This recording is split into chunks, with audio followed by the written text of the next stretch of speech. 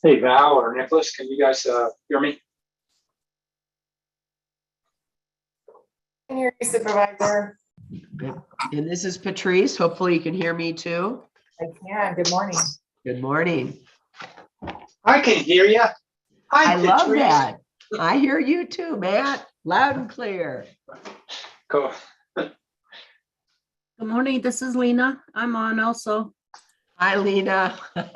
Lena, who is this anyway? Oh my God.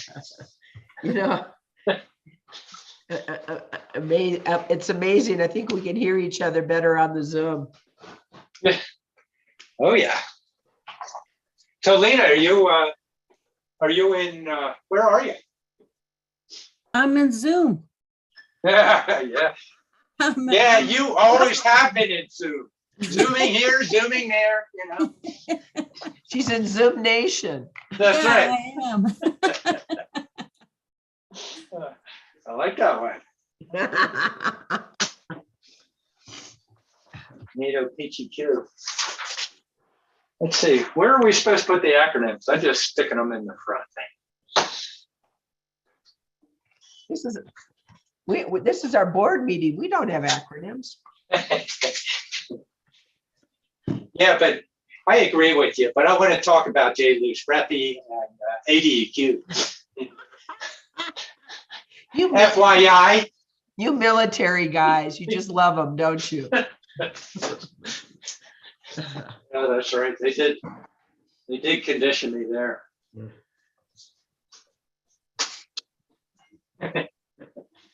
They do that. You sound better, Patrice. You know, it's like, and by the way, I've tested every day for 4 days. I go to Walgreens, they have those rapid tests.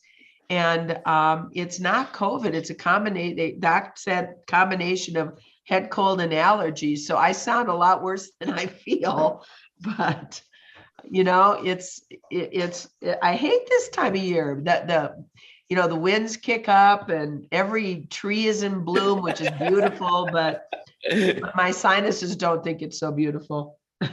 There we go. Oh my gosh, we got that other guy out there. Yeah, so this is perfect comment, perfect moment. we were really trying to do this live, but here we are, majority on Zoom. In this instance, it was. We know that laugh, Geronimo. Oh, oops. We can't hear you. Gene. Hello, Okay. hello, Matt, can you hear me? I can. Who is this though?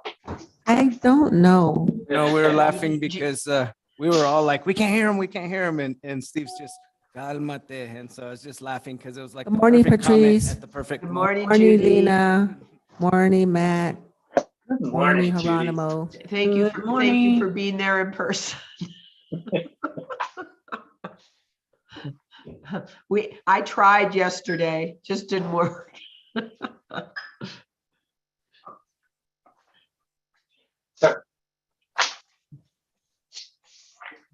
So I just finished my manly duties.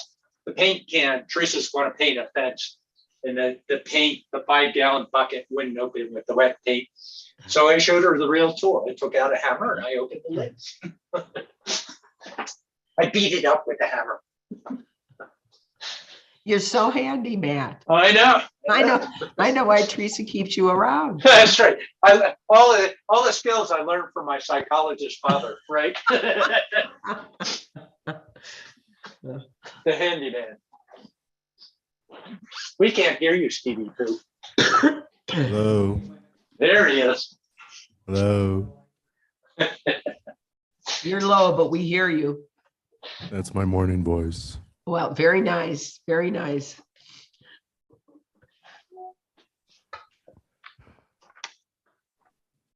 Madam Chair, it is 9:04 and we do have our staff ready to proceed with this morning's agenda. Thank you. With that, then I would like to go ahead and call our special board meeting here at 9 o'clock to order. Today is Tuesday, May 3rd, and I'm back on Zoom. and hopefully we'll be again together soon. So Patrice Horseman, I am the chair of the board, also the supervisor for District 1. District 2, Good morning, everyone. This is Jeronimo Vasquez, Supervisor, District 2, and Vice Chair. District 3, Well, good morning, everybody. I'm Matt Ryan, at District 3 representative, the windward side of the county. So we're going to send you some wind today. no. No.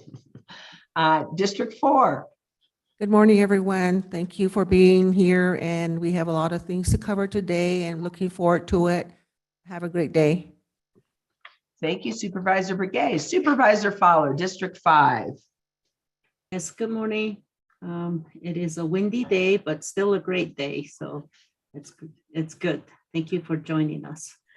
Very good. So County Manager, we in fact have all members of the Board of Supervisors present for this special meeting, and we are looking forward to an update on the tunnel fire. And it would be great as well if we could get an update on Coconino County moving to stage 1 restrictions for this Thursday as well. Thank you, Madam Chair. We will proceed with the tunnel fire update.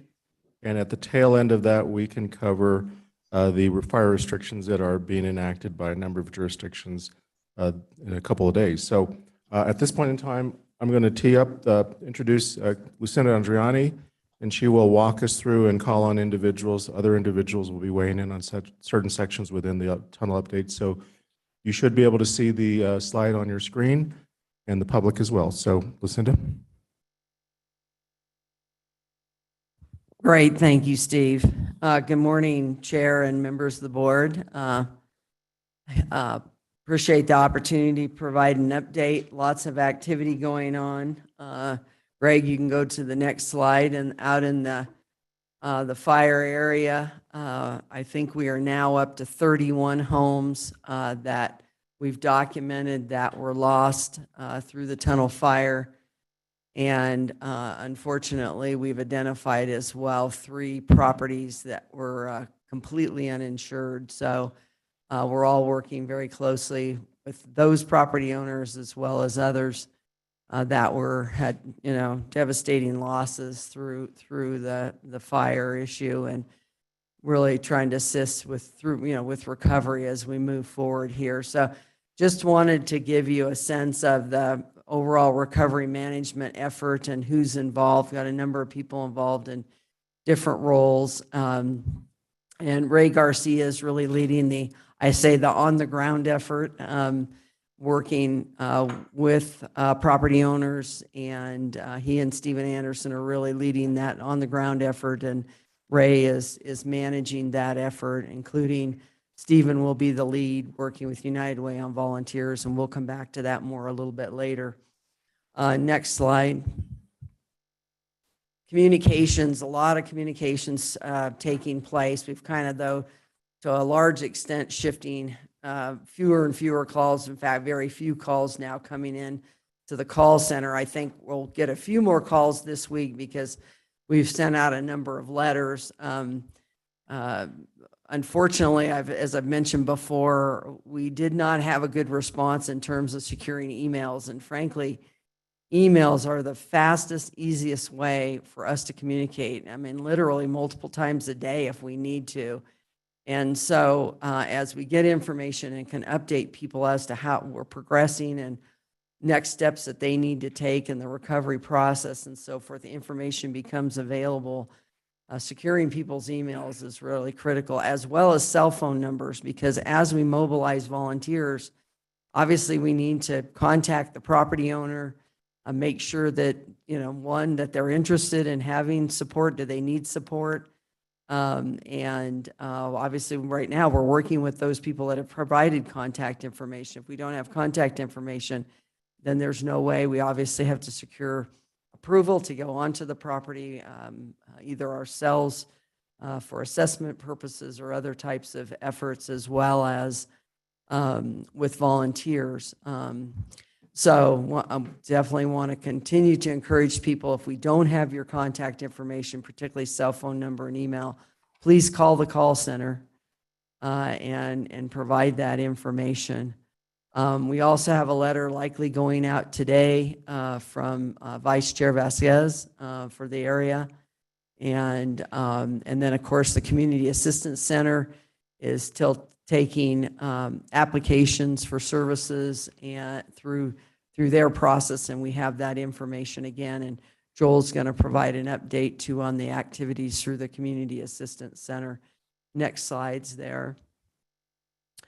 Debris removal and recovery, as I think you're all aware, we put a set of food waste bins through a broad area, all the evacuation area, not just the area that sustained fire damage, but all of the evacuation area. Those bins have been pulled because people have really completed those efforts.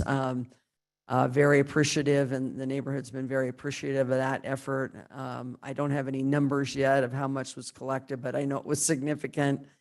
And then we also over a week ago, mobilized a set of dumpsters into the area onto county roads, and we're still in the process. We have a few out now on private roads, but continuing to place dumpsters throughout the areas nearby those homes that were destroyed, as well as other areas where they sustained significant damage, and working with the various waste haulers on those efforts. Really want to thank both Bleeckers and Waste Management for their support with that effort.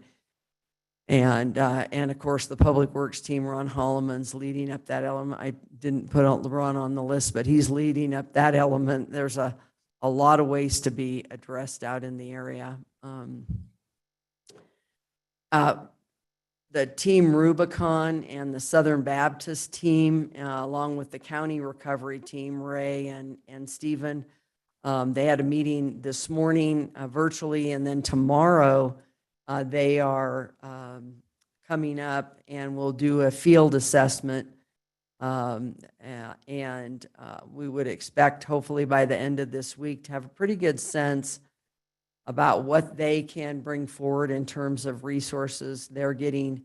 I know they're being tapped for other disasters that are taking place. A lot of impact is taking place. If people have not seen the news, in New Mexico, I read a story last night. They've lost, I know, in excess of 200 homes, and are fighting a number of blazes that have all kind of consolidated, unfortunately, in that northern New Mexico area. Had a lot of impact. So, but Ray is working very closely with them, and they'll be out to do the assessment tomorrow, and that will give us a very good sense about what they can mobilize, hopefully. We are also communicating with people about what will their insurance cover. We understand that the state insurance commissioner has set a cap of 26,000. I believe it's 26 or 28,000 on demolition and cleanup costs that can be covered under their insurance. And one of my to-do lists is to call the state insurance commissioner and have a conversation about that. Is there any way to get that raised, given the cost today and what's happened with the construction industry? Just getting people out is challenging, let alone the cost is expensive for these property owners to begin that cleanup and recovery process. One of the things that we've heard pretty consistently by property owners is that they need assistance with taking down hazard trees. In some locations, trees are completely destroyed. You can tell that they're burned. They will not recover. Other areas, they may well recover. In fact, all the trees behind this dumpster and backhoe here are all burned, but they likely will make it through. But the trees that were adjacent to homes, many of those were destroyed, and they need to come down and be removed, particularly if people want to rebuild. We want that to be a safe area for them to be able to conduct construction, cleanup operations, etc. So that's one of the things that Team Rubicon, they do have a set of Sawyers They did some tree, address some tree issues out in the tinder fire. So that's one of the things that we'll hear coming out of the assessment is can they assist with that effort? But there are some trees that have 70 to 100, some properties that have 70 to 100 trees on the property. And obviously, we're going to have some kind of limit likely of what we can support in terms of removal, taking those down and then removing them. And frankly, the removal is a big issue. We're reaching out to a company in California that has that does this. This is what they do post-disaster in California. And they come in with air curtain burners. We would mobilize our air curtain burner as well and use the air curtain burners to be able to dispose of the remainders of those trees likely is the goal without having to pay a lot, at least a much lower hauling costs and that type of thing. Otherwise, we're hauling everything to the landfill at significant expense. So another concern that's been raised out in the community is erosion control and reseeding because a lot of the ground, or certainly all the grass and much of the area, and I think we did a rough calculation, it's like 300 to 400 acres of area where the grass has been burned and the soil is damaged to some extent. And so there's a lot of interest in reseeding. So I've reached out to the Natural Resources Conservation Service to see, we believe they may have a program that could support some reseeding. Also through the Department of Forestry and Fire Management, DFFM, we believe that they have a post-wildfire reseeding program as well. So we're investigating those, working through natural channel design to see if we could make seed available to the area. It will not be productive to reseed until right before monsoon, because as we well know with the winds, it will all blow away. And that was the experience when we did the Schultz projects back between 2010 and 2015. We waited to reseed right before the monsoon, otherwise the seed just all blew away. So next slide, Greg. Community Development Services, they've been very active. I spoke with Jay earlier. They've had a lot of phone calls. So far, he's not aware that anybody's actually submitted any permits or requested a permit, applied for a permit. I would expect the first wave will be for RVs because if they're going to place an RV on the property, and by the way, people are very appreciative that the code's been loosened to allow for that. A lot of people do want to pursue using living on the property in an RV while they reconstruct. So a lot of people very, very, very appreciative of that opportunity, but they do have to have utilities connected. So Jay did say they're getting a lot of calls from the utilities who are working likely with local, plumbers as well as electricians. They need to have water through Donny Park Water. They'll need to have electricity, and they'll need to have a connection to their septic system. So they'll be working with people. They're prioritizing all the permitting for this area. And we are not charging for permitting as you waived those fees earlier. And again, very appreciative of that, the building permit fees. Also, typically we require a demolition and cleanup permit, and we're waiving that as well. So people can go ahead and begin to demolish the remains of their homes or other structures and begin cleanup. So next slide.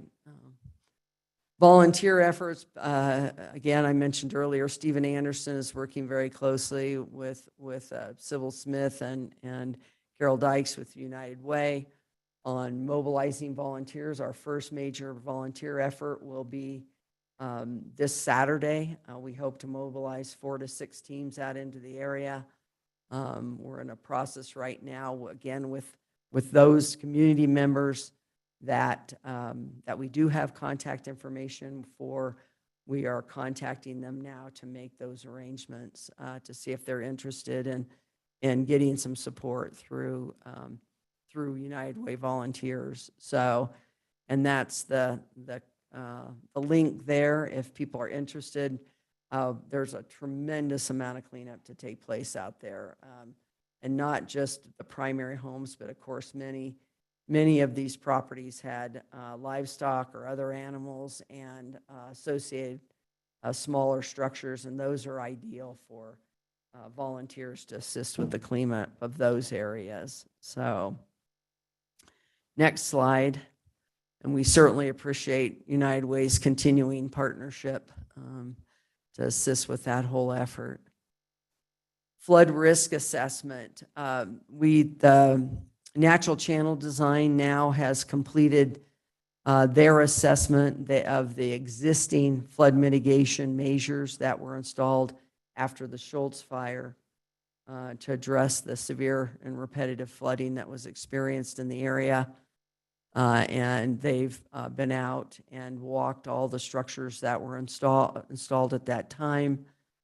We have numerous structures that have been burned or need some additional maintenance. To remember that the structures that were placed were intended over time to fill up with sediment. These are sediment reduction measures. They're called rundown structures that are further up into the forest area, and they were intended to fill up with sediment over time and be really maintenance free. And for the large extent of the time, other than after the 2018 1,000-year rainfall event, we've done no maintenance on them. That was intended. But now we will pursue that maintenance. We'll go ahead and get those all cleaned out so that if likely we will have increased flows, they will perform as originally designed. We will also go in those structures that were log lined and burned, such as this one above Wupaki Trails. We'll go in and replace those logs with rock now. We've got some great rock source out of Valley that we're utilizing out on the museum flood mitigation measures, and it's very appropriate for these as well. So that work, last night I provided the initial assessment prepared by Natural Channel Design to the Forest Service, and we're beginning to work with them to be able to get on site and begin that repair work soon. In addition, the BEAR team, the Burned Area Emergency Response Team, that is a Forest Service-led team, of which Joe Loveridge from J.E. Fuller, our consulting engineer for all of our flood modeling, will serve on that team. Their assessment is underway on the ground out there now. We are hopeful that we will have the burn severity map by hopefully within the next couple of days. Joe has teed up all the modeling. It's all ready to go. He's run a couple of preliminary assessments, or a couple of runs, just to make sure everything's ready to go. And then once we get that burn severity map in, once it's validated by the BEAR team, we will run the actual modeling. And the goal then is to identify where we have issues and then begin to develop a plan for mitigation, depending upon what those results are. And we'll also conduct meetings with those corridors. We call them watershed corridors, so that people can see the results and understand the evaluation and ultimately the decision relative to what mitigation may be necessary.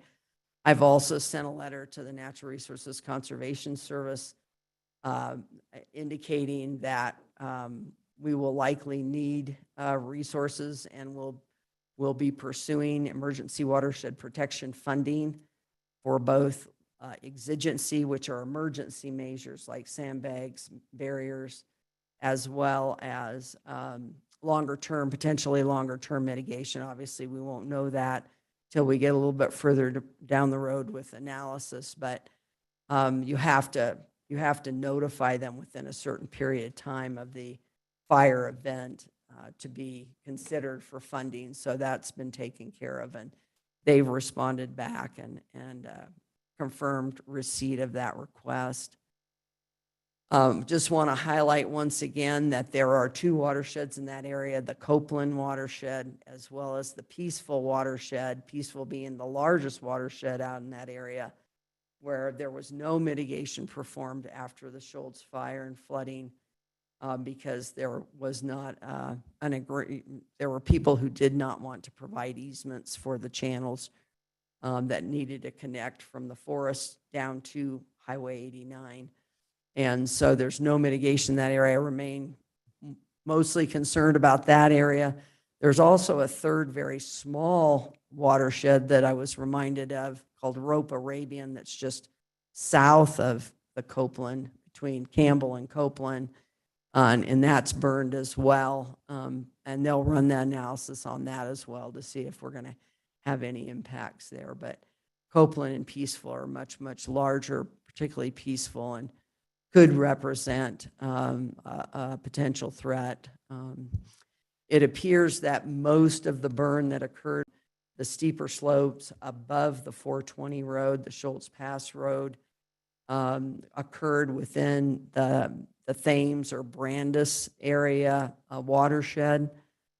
So that's a concern as well. So, but hopefully by the week's end, we will have the analysis completed and can review that and have it begin to really look at it in terms of what needs to be mobilized relative to flood mitigation. So next slide.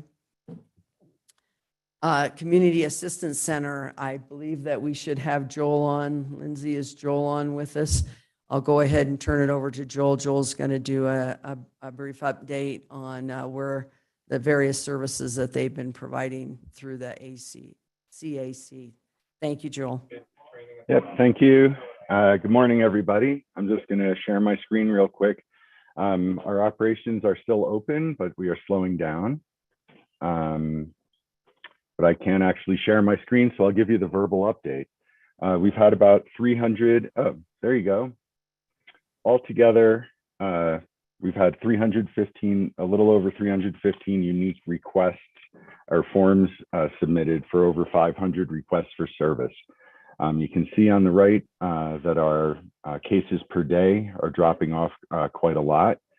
On the left side, it was the number of animal cards received. So it's actually looks like that's an open ticket, but it is not. Those have all been closed.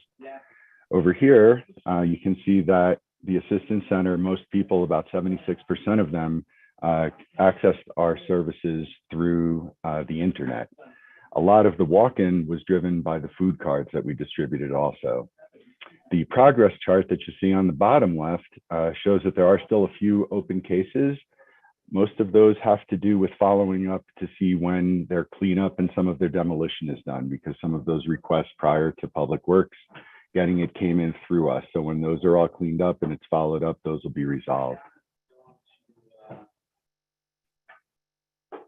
That is pretty much the update on the Assistance Center. We are still tracking and reaching out. As forms are forwarded to us, they're followed up on almost immediately, but the volume has dropped off to maybe 1 or 2 per day.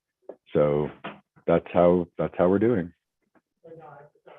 Great, thank you, Joe. So just to close that out too, Joe, that if someone were to have a new need emerge, they should go back into that link, correct? And fill out another form and they'll get a response. So this is the link, and they're still available to assist you. Although we've closed the center physically, there's still resources available to assist you if you have needs for housing or food or mental health services or other types of services through Health and Human Services, County Health and Human Services. That still is available there. So, and you can call the call center and they'll refer you to this form as well. So. Yep, and I'd like to point out something you had mentioned earlier, that even if somebody has filled out the form before, if a new need arises, please fill out a new form. That way we'll be able to take care of that need quickly, and then we can deduplicate the entries later on. Great. Thank you so much, Joel, and really appreciate all the work that you and your team have done. It's been a great response. Thank you. Absolutely. All right, I believe that's it. I know I went through a lot of information fairly quickly there, but certainly happy to entertain any questions or comments. At this time, I think it's appropriate to turn this over to our Vice Chair, Geronimo Vasquez, to talk about this since this primarily impacts his district, and I know how active he has been out there to assist so many folks. So Geronimo. Yes, good morning, everyone. Thank you. Lucinda, thank you for the presentation and to the staff that have put in all the hard work to start this recovery effort. My one question is, if received calls from folks who want to volunteer. Is the best way still the call center, or do they go directly to United Way? Go directly to United Way. And Greg, can you put that link back up? It's a bit long, but put that link. But if they go to even the United Way main page, it has two main buttons there, as I recall. One is, it says donate. So for those that would like to donate funds, and we're definitely in need of funds to support individuals and some of these efforts out in the area as well. And then there's also a button for volunteer, and they can hit that button and it will take them to what's called the Volunteer Hub. And it's an online system that they can sign up for volunteering. And again, we're going to try to mobilize 4 to 6 teams this weekend to get out on the ground and get started. And then as people are available and interested, and somebody may say, hey, I have Wednesday off and I'd like to go out and work this Wednesday. And if we can accumulate enough people, then we'll mobilize people on a daily basis as well. But a lot will be focused on weekends. This weekend, as everyone's aware, it's Mother's Day on Sunday. So we are going to stand down on Sunday, but we'll hope to have a good effort on Saturday. So if people would like to participate on Saturday, they should go through the United Way Yes, website absolutely. to register before. And how soon do you need to do that? Like, is that something like, say I show up on Saturday, will there be the ability to sign up right then and there, or do you need to do It's the day greatly preferred that they sign up prior, because there are some forms online that we need them to complete. And then what that means is that then when they arrive on site, they're provided a safety training, and then they can immediately go out to the location where they'll be working. Otherwise, it takes a lot of staff on site to then manage. So we really prefer that people do not show up on site, actually, that they register prior. It's really helpful. And we've been doing this all through museum, as you're well aware. You've been to all those events. And that's just worked extremely well. And so as far as the on-site where it's going to be, do you prefer to wait to announce that until they're registered? Will they get information? Yes, no, they'll Are they- learn that when they get on site. We have a specific location identified where they will meet. That will be communicated to them through United Way.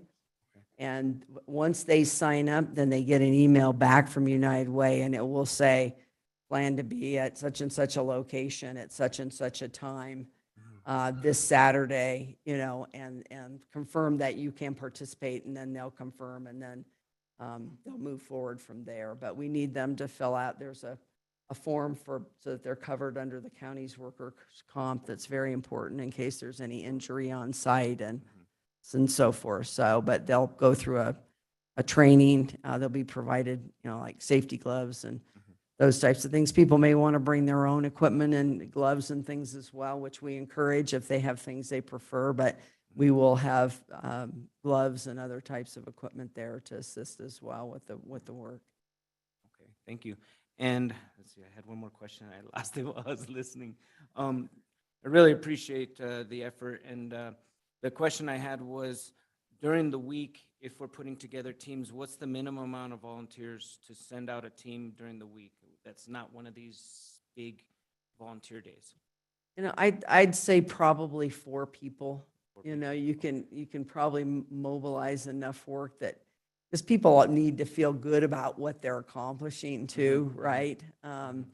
But the other thing we really encourage is that many of the churches, sports clubs, other organizations have volunteer entities, and United Way is proactively reaching out to those as well. But if you haven't heard from them and your group, maybe a Boy Scout group troop or Girl Scouts group or whoever, is interested, want to come out and do some support. If it's, typically we don't take people under 18, but there may be roles that we can identify for like teenagers to perform as well, depending upon what the interest is. But typically we're looking for adults that can help do physical things, but there's, as you well know, there's just tremendous amount of cleanup out there that's needed. So, Yes, I've been out there several times Yeah. talking to families and looking at the damage, and we have a lot of work to do, and we definitely need all those volunteers. So I highly encourage the community, if you're interested in volunteering, please do so. We need the help. And this recovery effort's not going to go quick, but the more effort we have, the more volunteers we have, the quicker it'll go. absolutely. Thank you. Thank you. All right, and any Supervisor Brigade, do you have any comments you'd like to make? Yes, thank you for the update, Lucinda. And I just wanted to ask, how often are you going to have these cleanups? You're saying Saturday? We'll target weekends, Weekends. not this Sunday because it's Mother's Day, but we'll target both weekend days and then throughout the week as volunteers are available. So some people work weekends and they would prefer to work a Monday, Tuesday, or volunteer a Monday, Tuesday, or a Thursday, Friday. Or they're retired and they have some flexibility and they'd prefer to work a different day. Through the volunteer hub, they can identify when they're available and when they would like to volunteer. And then she will take that information, then she identifies who's available and put those teams together. And then there are people we do what we call a warm handoff from United Way to our volunteer coordinator, Stephen Anderson, who will be serving in that role. He and another gentleman at the county will be meeting then those volunteers. We have a location out in the area where they'll be meeting, conducting the safety trainings, and then people will go to the site and perform the work. And we'll have dumpsters on site so the cleanup material can be removed. And Okay, another question I have is the 31 homes that were lost in the fire. Where did these people go? What majority of them? Many of them have sought housing through the CAC, and they've been identifying places for them to be, temporary housing. Again, there's a lot of interest in people moving back onto the property and living in an RV. And so, but that it is a big issue in this area. Finding temporary housing or rentals is, as we all know, with the explosion of Airbnb and VRBO and those types of, short-term rentals have really consumed a lot of our rental stock. And this is one of the issues now throughout the country when there are disasters, is where to house people that have lost their homes. And but I think Health and Human Services has done a fantastic job. There's a program here in Flagstaff called, what's it called, Joel? Close, I just lost the title. It's Front door. Front Door. Thank you, Kim. Front Door. I kept wanting to say closed door. I thought, that's not right. It's open door.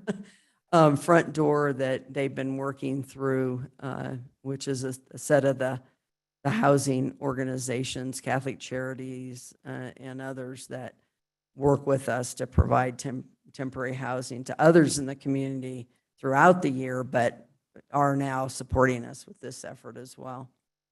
Okay, and then what kind of advocacy is the county doing with the Navajo Nation? I know there were some Native Americans that lived in the area.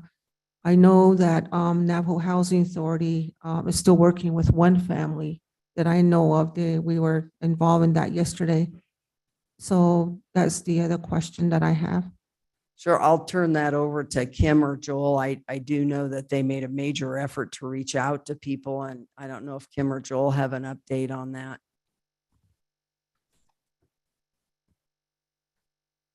Good morning. Good morning. Yes, Supervisor Begay. I'm don't have a specific update on that, but I do know that each person who is making contact with us, we are working with all available entities to secure their needs and housing and other things. So we continue to maintain those relationships and reach out to all of those as a. So these families that have been displaced, are there any that are just out there that were not, that don't have a place to sleep at night or whatever? Well, we certainly hope not. I appreciate that question because that's something that I've been asking as well on a daily basis. At this point, we have gathered all of our collective information and do not believe that there are individuals out there. But if anyone hears of any of individuals who are not in a secure location or housing that maybe have been renting one of those homes, we absolutely want to know about them so that we can link them to services and assist. But we are not aware of any right now. But should that change, please let us know. Thank you. And then also, I just want to say thank you to the staff, Steve, Susan, Lucinda, and others that have really, really worked on this. And of course, Geronimo. And I did what I could, in getting involved in various things. But I think, all in all, we have bases that are covered. And yet, there are probably some other things that, we might be able to do. So I just want to say thank you so much. Thank you. Yes, and obviously, great thank you to so many people in our community. I mean, this is really why we live here. Just Coconino County, the staff, they got on it. Employees volunteered their time to be part of the help center.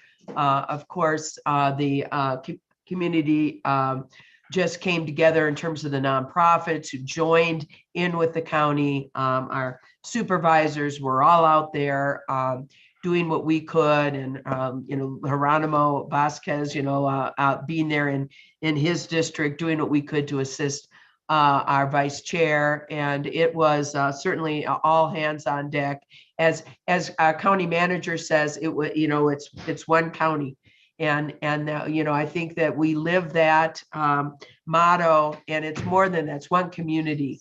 And when a part of our community is in need, we all jump in, and our neighbors helping neighbors. And it's truly why we certainly live in this wonderful place. So a big thank you to the staff, some who had in fact been evacuated themselves, that were leading the charge, which was just amazing. Besides that great thank you, a couple of comments. I know that we do have hazard trees, et cetera, that are going to need removal, not only for homes, but also, quite frankly, for safety.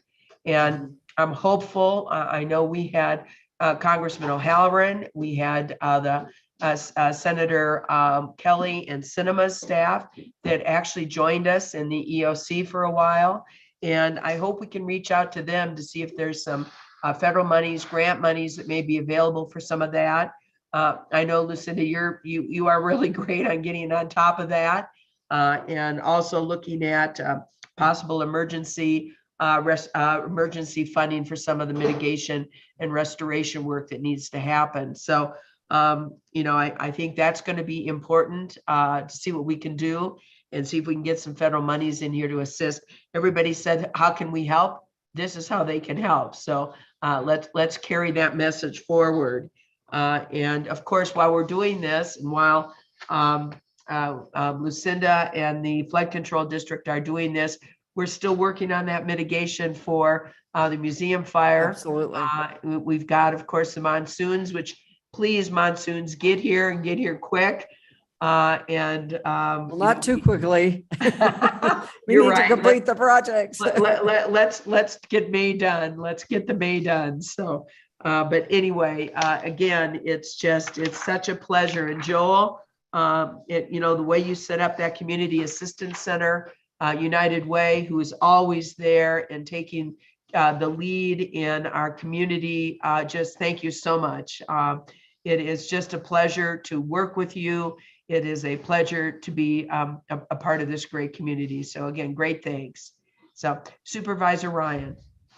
Thank you, Madam Chair. And yeah, I reflect the same comments that each of you have made for everybody working together, for Lucinda, you and staff, but as well as our partners, nonprofit world, agencies, state heads. We really appreciate everybody working together. It does make this a really special place. Our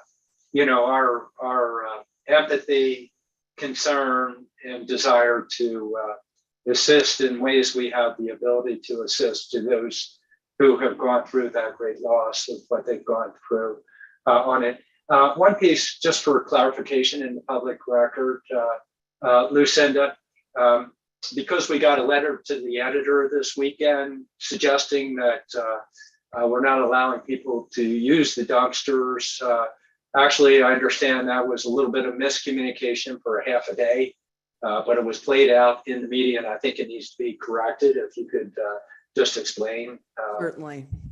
Yes, I think there was a misinterpretation of some federal information that one of our staff persons had received, and they believed that the services were only going to be available for uninsured. And so therefore there was a sign posted on the dumpsters that said they were only available to those that were uninsured, which had not been the conversation we had had, but then this person had seen some other information. But they were pretty much immediately removed. And I spoke with the gentleman that wrote the letter this weekend, and he knew that they had been removed. And in fact, I saw him out there this weekend utilizing the dumpsters. And he was very, very appreciative of everything that's being done and the support that's coming. And we're actually he's on a private road nearby these other dumpsters, but we're actually he's agreed to have a dumpster on his property that can be available to a neighbor next door who also lost their home. So, it was just, people are so, upset and anxious about what's going to take place out there. And he reacted, and he reacted appropriately. Why would this only be available to those people? And so, but we got it remedied quickly. Which means the dumpsters are open to those They that are are also open. insured, that Correct. they can clean up their properties. Correct. Okay, thank you. The only thing we ask is that they not put known hazardous materials in the dumpsters. So. All right, Madam Chair, that's mine. Thank you. Yes, County Manager. a couple of items to note. As Lucinda indicated, the cost for the response and the work going forward, certainly what we're doing right now is what we need to be doing right now, basically. On the regular agenda item, meeting at 10 o'clock, we do have an agenda item on to authorize a funding, an expenditure, and a revenue budget for the tunnel fire. This is providing the opportunity for the county to begin to incur the expense costs related to that. Some of the costs are reimbursable, some are not. Some of the reimbursable amounts unfortunately take a long time to be reimbursed. But nonetheless, the county does need to, for financial reasons and accounting reasons, set up the account. And so this is an agenda item at 10 o'clock to establish and to begin with an initial funding amount in that particular fund. So that's one item. And then the other item, and I can speak to it when you'd like to, with regard to the fire restrictions that are going to in effect on Thursday. Yeah, if you could, County Manager, and then I'm going to ask that our Vice Chair wrap this up, because I think he probably has some concluding comments as well. So, but if you could please address the stage 1 fire restrictions. So, Madam Chair, members of the board and the public, so multiple jurisdictions are going into fire restrictions as of 8 o'clock on Thursday morning. The Forest Service is going into stage 1 fire restrictions, which include prohibiting igniting, building, maintaining, or using a fire, which includes charcoal briquettes and then smoking. So these are prohibited.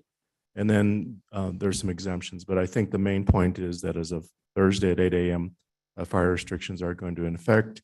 There's multiple, this is for multiple forest districts in northern Arizona and throughout that coverage area. The county will be following suit. Our fire restrictions are acted upon administratively by order of the emergency manager. And then the city of Flag has also announced fire restrictions as well. So again, multiple organizations are enacting. Thank you. Thank you very much. And any other comments from members of the board before I'm going to turn this over to Geronimo to kind of wrap it up? Yes, Supervisor Ryan. Yeah, actually, on the going into restrictions, I really appreciate the Forest Service moving on this as well as us moving into it. This past weekend, with the winds exceeding 50 miles per hour, I'm going to lack diplomacy. People are stupid. They're starting fires when we have winds and forecasts of winds. We don't need that. We have people that lose homes. There's great loss. There's a threat. There's anxiety. We need people to be smart, and it's windy today. So please do not light fires and help us protect our communities. And so really appreciate this moving forward. And we need to be conscientious until we get a light drizzle, no heavy rain, so Lucinda can finish the work and the others out there, and then the monsoons could come in. Good comments, and it's really important for all of us. I know the county is involved, but every single one of us get this out on social media, get this out across the county that we are in stage 1 fire restrictions. Our fire season started early. We need to be fire wise, that is to protect our own property. Sign up for emergency notifications if you have not. For crying out loud, it's a no-brainer. You do not start fires. I mean, it's we need to protect our community, and we need to protect our homes. So absolutely. And thank you for that call out, Supervisor Ryan. Any other comments before I turn this over to Vice Chair Geronimo Vasquez?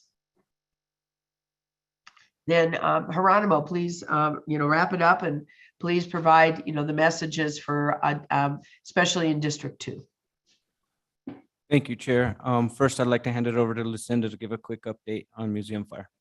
Just a quick update. We will begin mobilizing sandbags into the museum flood area within the city limits, beginning the 12th and 13th of May. So we're working with the city to mobilize that effort. So, and then of course we encourage people to replace sandbags on the outside of their sandbag walls that are damaged or destroyed. The city will also be putting out dumpsters to dispose of the sand, cinders, as well as the bags. So that effort's going to get underway. The on-forest projects are underway, and we're making very good progress both on and off forest with the sediment reduction measures above the city of Flagstaff, both in the Mount Eldon Estates area, the 40 acres to the north, and then again in Lockett Ranches, as well as on forest. So all that work, Tiffany's just doing a fantastic job, working 7 days a week to ensure that gets done. However, there is one section on the east tributary. The northern section is impacted by spotted owls. And there's a pod there that lives there, and we will not be able to construct there until probably August, September timeframe. So, but the remainder of the work, the goal is to have that all accomplished before monsoon. I'll also add that we are moving up the distribution of our green waste vouchers. We have a voucher system that we conduct under our community cleanups annually this time of year. And given the fire threat this year, we're moving that up. So those will be going out. The first area to receive those will be the Timberline, that area, because there's still, various little fires and stuff out there that could pop up. And so But we intend to get those out early throughout the areas that we conduct those cleanups. And want to just note that our green waste site, the Willard Springs Green Waste Site, it's off of High 17, south of Coconino Village, just north of Munns Park, is the green waste site. There is open day on Fridays and Saturdays, and you can bring green waste there at no charge. And I understand at the landfill, there's no charge for green waste as well. So Cinder Lakes landfill. So really encourage people, as was noted by Supervisor Ryan, please get out there and get your properties cleaned up. And it's really critical. Thank you. And is this information in terms of the Green Willard, the waste site and Cinder Lakes, is that on our website? And maybe if we can get I'll get you the link. I'll get you the link, and I know either the press release has gone out or it's going out. So it would be nice to get that on the website and also get it in the format that we can share on our social media sites. You bet. And I know they had the Bear Jaw event this weekend in Coconino, and Mountaineer, I understand, was very successful. And there's other activities going on in other communities as well. So thank you. Yeah, great. If we can get that information in a friendly format to get out on social media, it'd be fabulous, and to place on the websites. So Supervisor Vasquez. Yes, thank you. First and foremost, thank you, staff. Our county staff has been great in dealing with this, once again, showing how much experience we have dealing with emergencies. And so, you know, I know there are probably some things we could do better. We're always improving, but we're doing the best we can. And so just want to say thank you to our staff and our collaborators, our partners who have dealt with this situation. Moving forward, like I said before, we are dealing with the recovery. So if you can volunteer or if you can support, we can definitely use as many different partners and as many different community members as possible to help move this effort forward. I did want to go back to the defensible space. It is terrible what's happened. 30 houses lost is, you know, devastating to those families. And one of the things that the sheriff has mentioned multiple times is that the houses that had the defensible space were the ones that were skipped when this fire was bouncing around. And so if you have not taken the time to create defensible space around your house, please do so.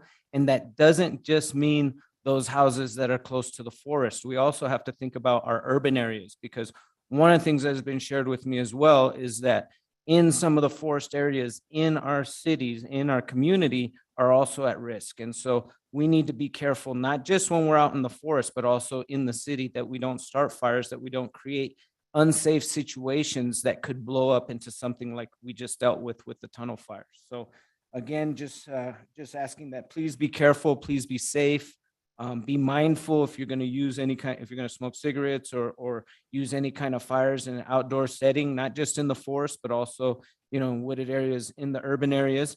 And even though you live in Flagstaff, I would recommend that you also make defensible space in your home. I know after the fire, I went to my parents' house and I started looking around like, what trees should they cut down? What, you know, because, you know, they're only a couple blocks away from the forest. And you know, this really, for me personally, made me think about all the different spaces that I know of people that I care about, and how we need to really get prepared for the potential for a very extreme fire season. And, you know, what I'm being told is that it's not just the forest fires that we got to worry about. It's those urban interface places that a fire could happen that could sweep out through wooded areas. So again, just please be careful. Please prepare, because this fire season is going to go until at least the beginning of July. So, you know, we're still very early in the season, and hopefully we can take these defensive measures to protect our community and avoid another crisis as one that we just endured. So thank you. Well said. Thank you, Supervisor Vasquez. Any other final comments? Otherwise, I'll turn this over to our county manager. Supervisor Fowler. Yes, thank you. I just want to everyone has already made their thank you, but it is just amazing how our staff and all the partners come together. It's pretty sad that we have to say that we learned from the Schultz fire and the museum fire. What a way to learn at the expense of a lot of property and just the disruption and the of people's lives and trying to trying to put their lives back together and trying to do as much as we can, just trying to help them along. And I know it's really devastating to just all of a sudden have everything that you value and everything that just made your life all go away. So I just wish the best to all those families.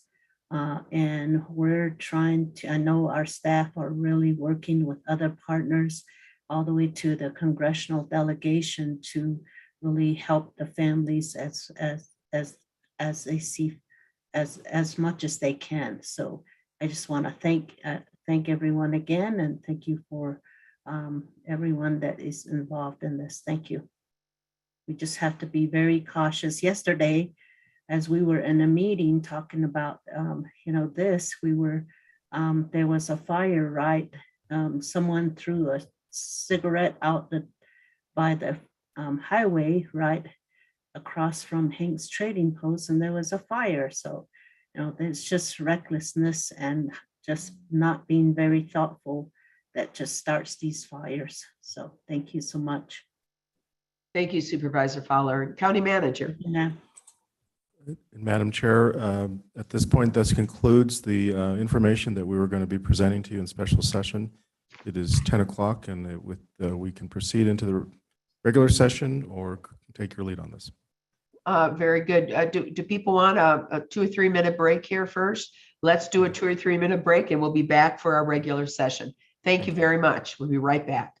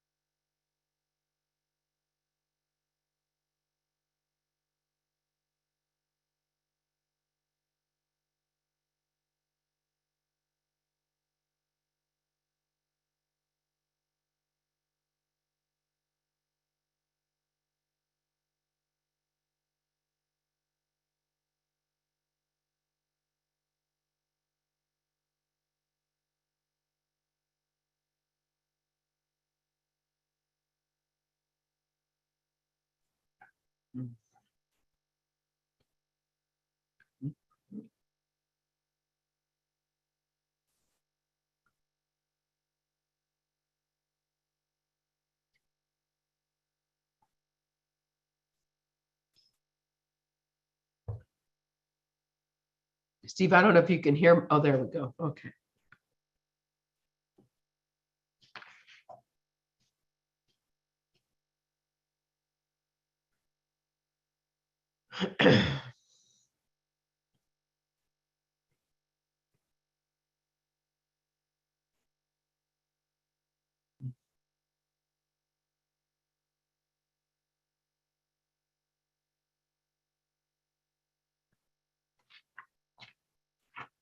Looks like we're switching things around. Is that right, Steve? I can't, I don't know if you can hear me. I cannot hear you. Cannot hear you.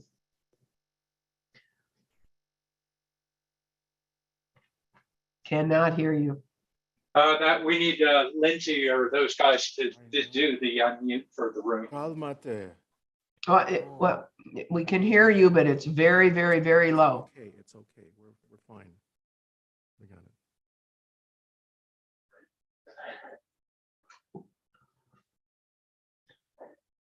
You got it? Well, you can, I'm good for the meeting if you need this. Oh, you got yours. Matt, I think they're trying to get things reorganized, so I'm going to give them a minute. Okay.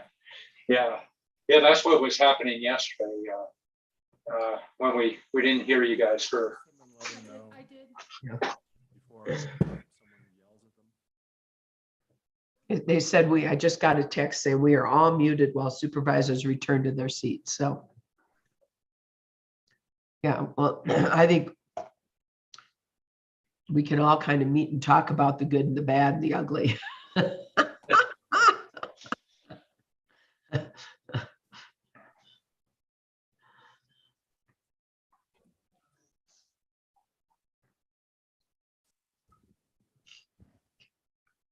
All right. County manager, are we back?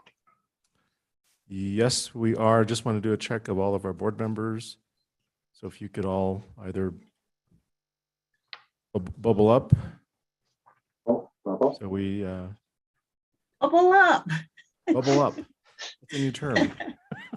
It's a Matt Ryan term, and I've adopted it. So it's in my vocabulary now.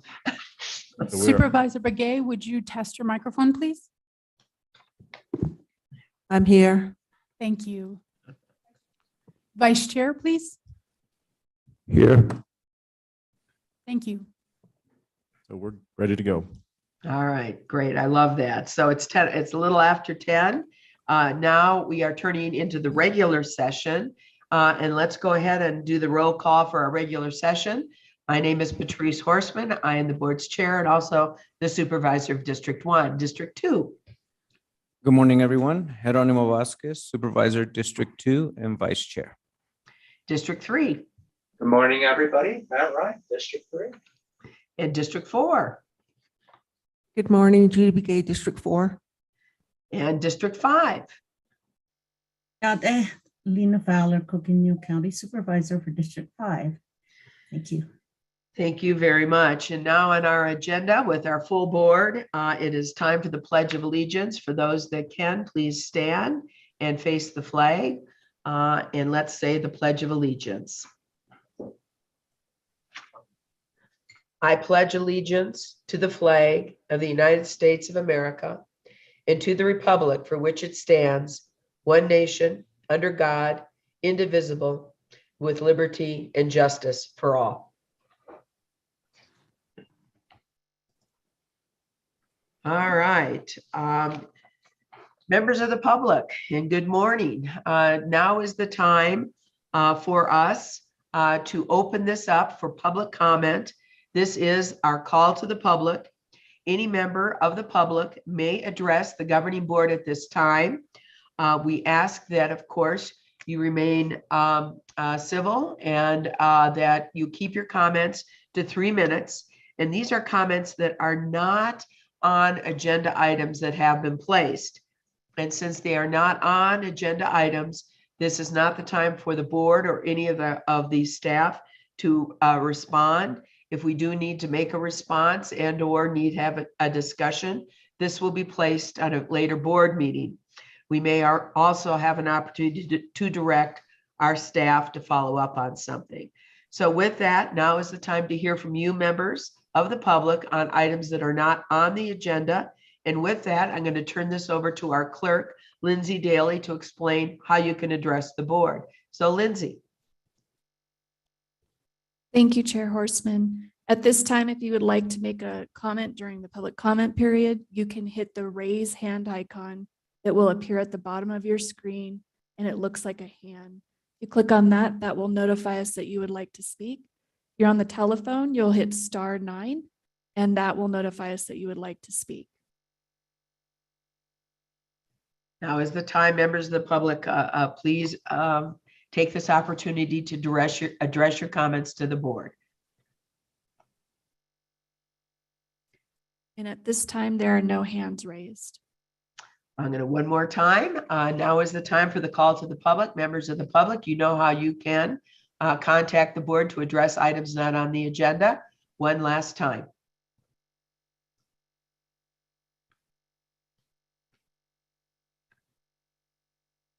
Still no hands raised, Chair Horstman. Very good. All right, members of the public and members of the board, we are going forward. Our first action item for the board is a consent agenda.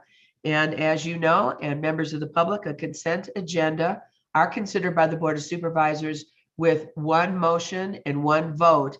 These are items that are relatively administrative and or routine in nature that can be handled through one motion and one vote of the board. At this time, I have been asked to remove item 6 from the consent agenda for discussion and action by the board outside of the consent agenda. Members of the board, are there any other items you would like to remove for individual discussion and action? Seeing none, at this time, I would entertain a motion to approve the consent agenda. Do I have a motion? I motion that we approve the consent agenda. There's been a motion to approve the consent agenda with all items with the removal of item 6.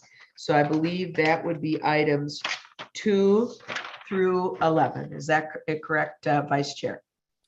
Yes, items 2 through 11 minus item 6. Thank you. Any second for that? I'll go ahead and second that, but we are removing that at M6. Very good. And second by Vice Chair, I'm sorry, by Supervisor Ryan. And all those in favor, please signify by saying aye. Aye. Aye. It is unanimous. The consent agenda passes. We did take out from the consent agenda action item number 6. At this time, I'm going to turn this over to the county manager for action item number 6. Madam Chair, members of the board, item number 6, the subject is consideration and possible action to approve the FY22 budget adjustment in the amount of, in your agenda item, it lists 150. I want to increase that to $450,000 for expenses incurred with the tunnel fire. The background, the fire was discovered on April 19th on the Coconino National Forest in Coconino County. The county mobilized the Emergency Operations Center that was activated on the 19th for response, support, and coordination with appropriate authorities, including the Forest Service. At this time, now that we are a few days, more than a few days into this event, I'm recommending that amount be increased to $450,000. And again, this will provide expenditure authority within the tunnel fire account. It'll establish the tunnel fire account, but also provide a transfer of funds from county contingency to this line item. As I indicated during the special session, during any event, emergency event, there are a number of items that are both reimbursed as well as non-reimbursed, and that is reimbursable back to appropriate federal agencies. And so this will provide the opportunity, as I said, for the county to expend funds. From there, we will then, of course, go through the due diligence of identifying those expenses that are appropriate for proper reimbursement. But again, this establishes the account and the funding at this point in time. Similar to what we've done in other emergencies, we would return to the board seeking additional budget authority if that need arises. Thank you.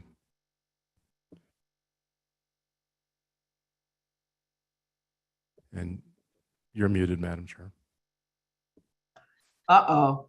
And thank you for that explanation, County Manager. And at this time, I'd entertain a motion, and I'm turning this to Vice Chair Vasquez for the motion. I motion that we accept item 6 to adjust the budget for the emergency management system for $150,000. Madam Chair, that is a corrected amount. It would be $450,000. $50,000. Excuse me, $450,000. Very good. Thank you for that correction. Vice Chair, do I have a second? Before I make a second on this motion, I have a question and a comment. Yes. Up to date, as of today, how much is the expenditure that we're looking at? Because we're just now in the beginning stages of the cleanup and everything else that needs to happen. And is $450,000 something we can work with right now, or can we increase it at this point in time so does it just keep coming back to the board? Madam Chair, Supervisor Begay, when the report was written, the cost to date at that point in time were $150,000. The expenditures for the cleanup and any of the disposal fees, et cetera, we don't know what that's going to be just yet. We're still assessing with the property damage assessments. But so I do feel that the 450 amount would provide adequate capacity at this point in time, because at that time we may also be able to receive other funding where we would be setting up an account under that particular fund. So again, I appreciate the comment and the suggestion, but as I said, I think we would be okay with this amount to provide adequate capacity. But again, we would come back to the board if needed. Okay, thank you for the clarification, and I second the motion. Before we Very go, good. can I ask one more question real quick? Sure. Will this funding is for to cover costs incurred, but will it also expand our capacity of our emergency management group or team? Madam Chair, Supervisor Vasquez, I'm going to defer to Lucinda for the question related to emergency management. Thank you. And just for the record, we do have a motion and a second, and we are entertaining discussion before the vote. So yes, Lucinda Andriani. So certainly some of these costs may be, we're tracking all the costs with the hope that we'll get some level of reimbursement.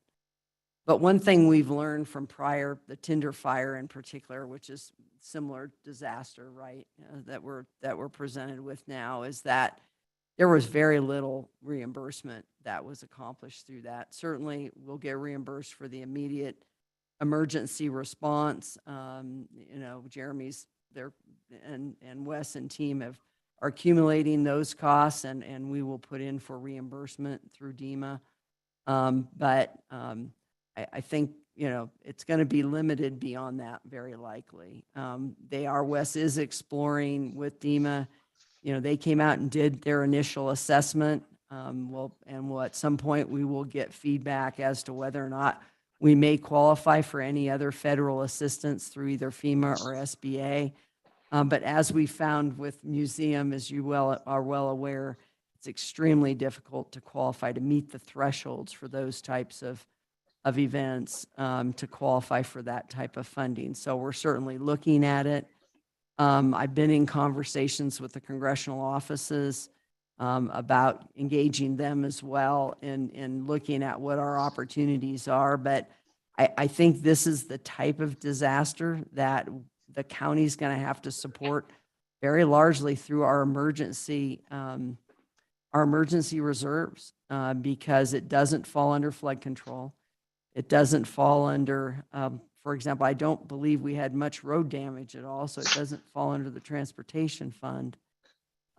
So most of this is going to fall under, a disaster emergency related category and would come necessarily then from that reserve. That's why we have that reserve, is for these types of efforts. So, but right now, if we need to expand resources, that's going to need to come through contractual resources mostly. we not staffing up our organization, which would be very challenging to do in the time frame we have anyway.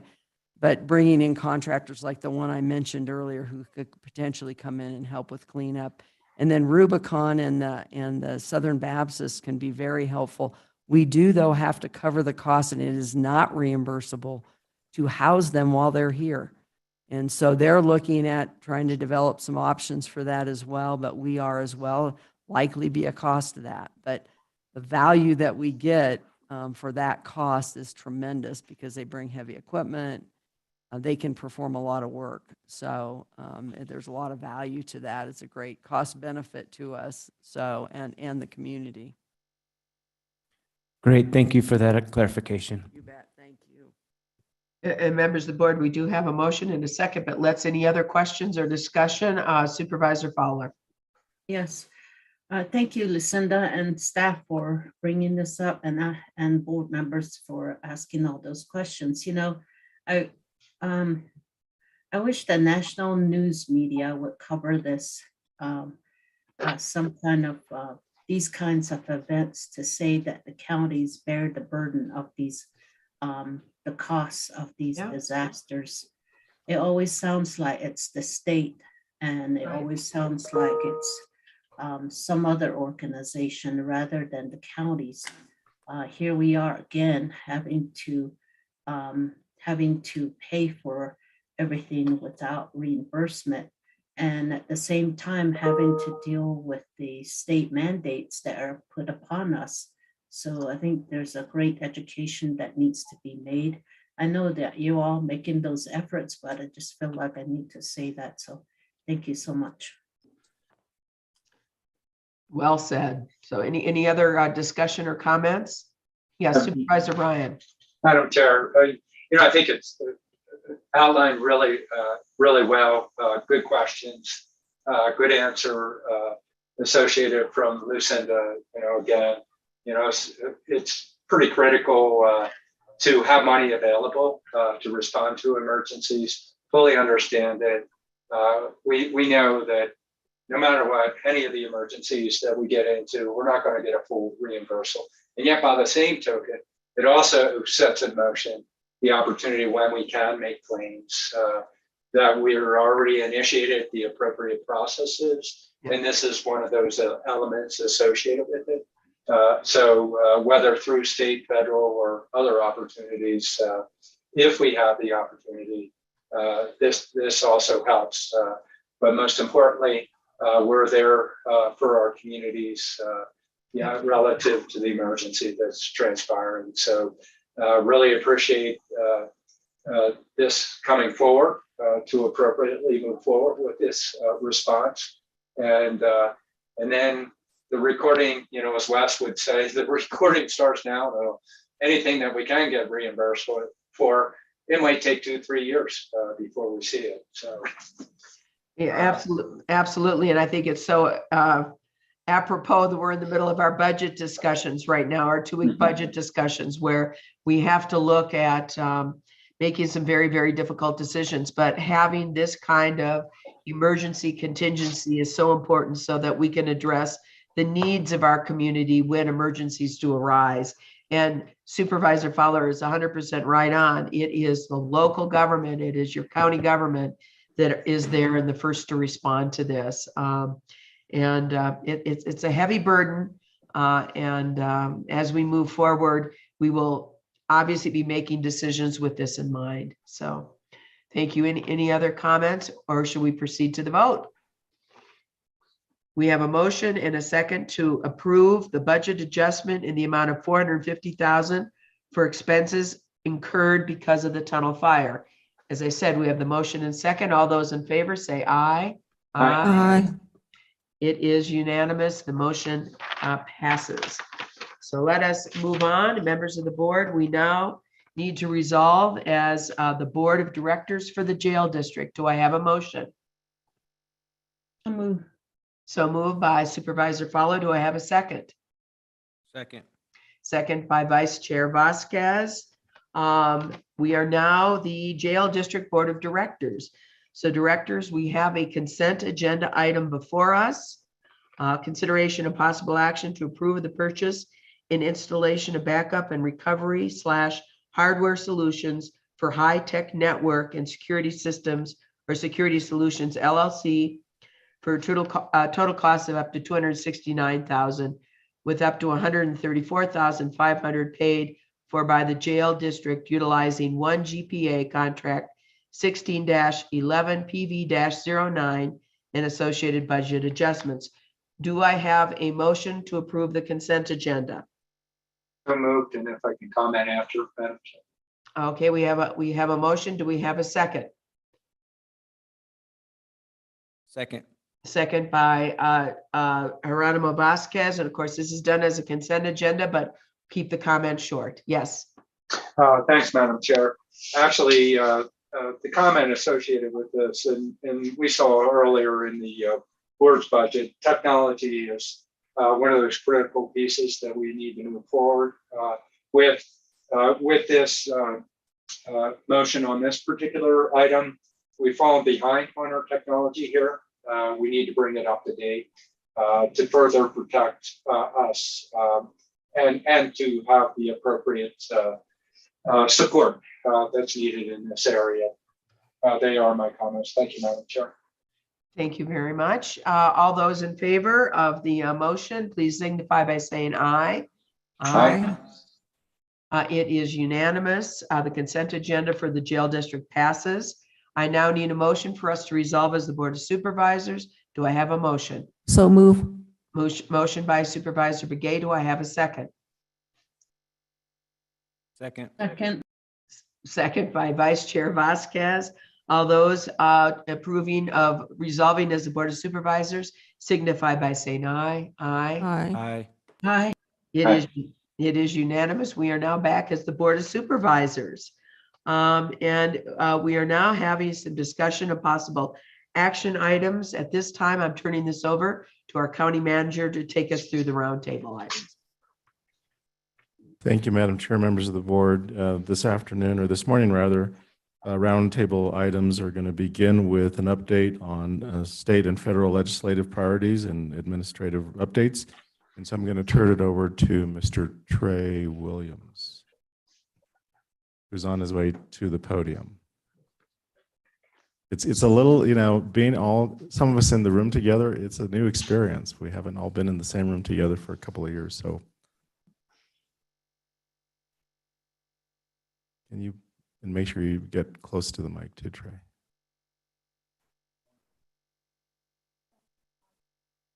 Is that, turn on the.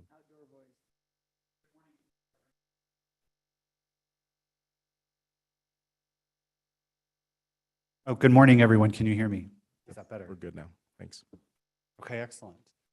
Well, thank you so much, supervisors, for having me here today. I wanted to provide you an update for our long roundtable on state and federal legislative issues.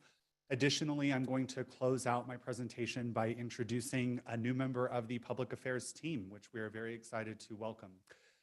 Next slide. So I'll go ahead and get started with a legislative update. First, we are hopefully nearing the completion of the 2022 legislative session.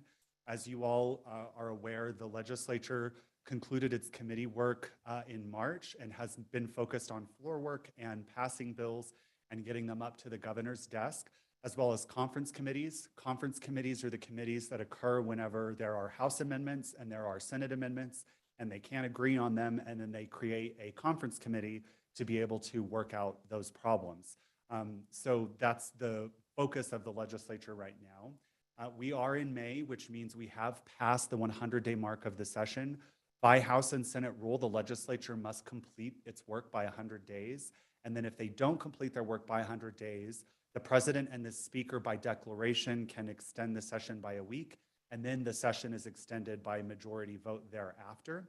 So we are now in a situation where the legislature will extend the session by majority vote each week. So far, the governor has signed 210 bills into law. There's been somewhat of a love affair, if you will, between the legislature and the governor, in that the governor hasn't vetoed any bills. And the governor and the legislature have worked pretty closely on policy this session. So we haven't seen any vetoes yet. Those 210 bills have all been signed, and then the legislature has passed 220 bills. So there are 10 bills on the governor's desk as of right now. So essentially, out of the 1,780 bills that were dropped this session, the legislature has passed 220 of those, and the governor has signed 210. The laws that the governor signs this session or that go into effect are effective on what is known as the general effective date. The general effective date is the 90 days after the legislature adjourns. So let's say the legislature gets out in mid-May, the general effective date will be in August.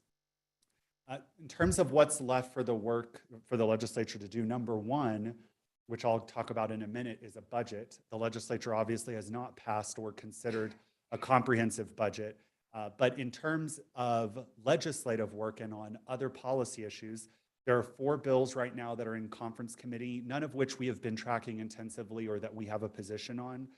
There are issues that we're tracking, but nothing in conference committee that we are concerned about. There are also 149 bills that are pending in rules in the opposite chamber, meaning if it's a House bill, it passed the House, it's now in Senate rules. Every bill has to go through rules and a standing committee. So those 149 bills pending in rules could still potentially move through the process depending on the contents of the bills. There are 84 House bills and 65 Senate bills in that condition. And then there are 112 bills that are awaiting consent or COW, which means that they're awaiting floor action in the opposite chamber. So that's about 63 House bills and 49 Senate bills. And then there are 29 bills that are pending concurrence or third or final read. So what that means is that the bill passed its second chamber. It has Senate amendments on a House bill or vice versa. And so now the sponsor of the bill can concur or reject the amendments. If they concur on the amendments, then it proceeds to what's known as final reading. And final reading is where the members of that chamber then vote on the final version of that bill based off of whatever amendments were offered and adopted in the opposite chamber. So there are 21 House bills in that disposition, as we say, and 8 Senate bills. Among what's left are some items that we have been tracking, we have positions on and are monitoring. So one of those would be the short-term and vacation rental bill, SB 1168, vacation rentals, short-term rentals enforcement. That bill was subject to a committee amendment that still needs some work. There have been subsequent stakeholder meetings related to SB 1168, and the industry, I think, is still not quite there in terms of what they're ready to agree to. So we have not seen movement on that bill. That bill awaits floor work in the House.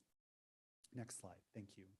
And then in terms of a fiscal and budget update, obviously the main thing the legislature has to do before it adjourns sine die is adopt a budget. Last week was a lighter week in terms of legislative activity. Budget discussions have begun in small groups and between members and leadership in the governor's office, but no firm agreements have been made at this time.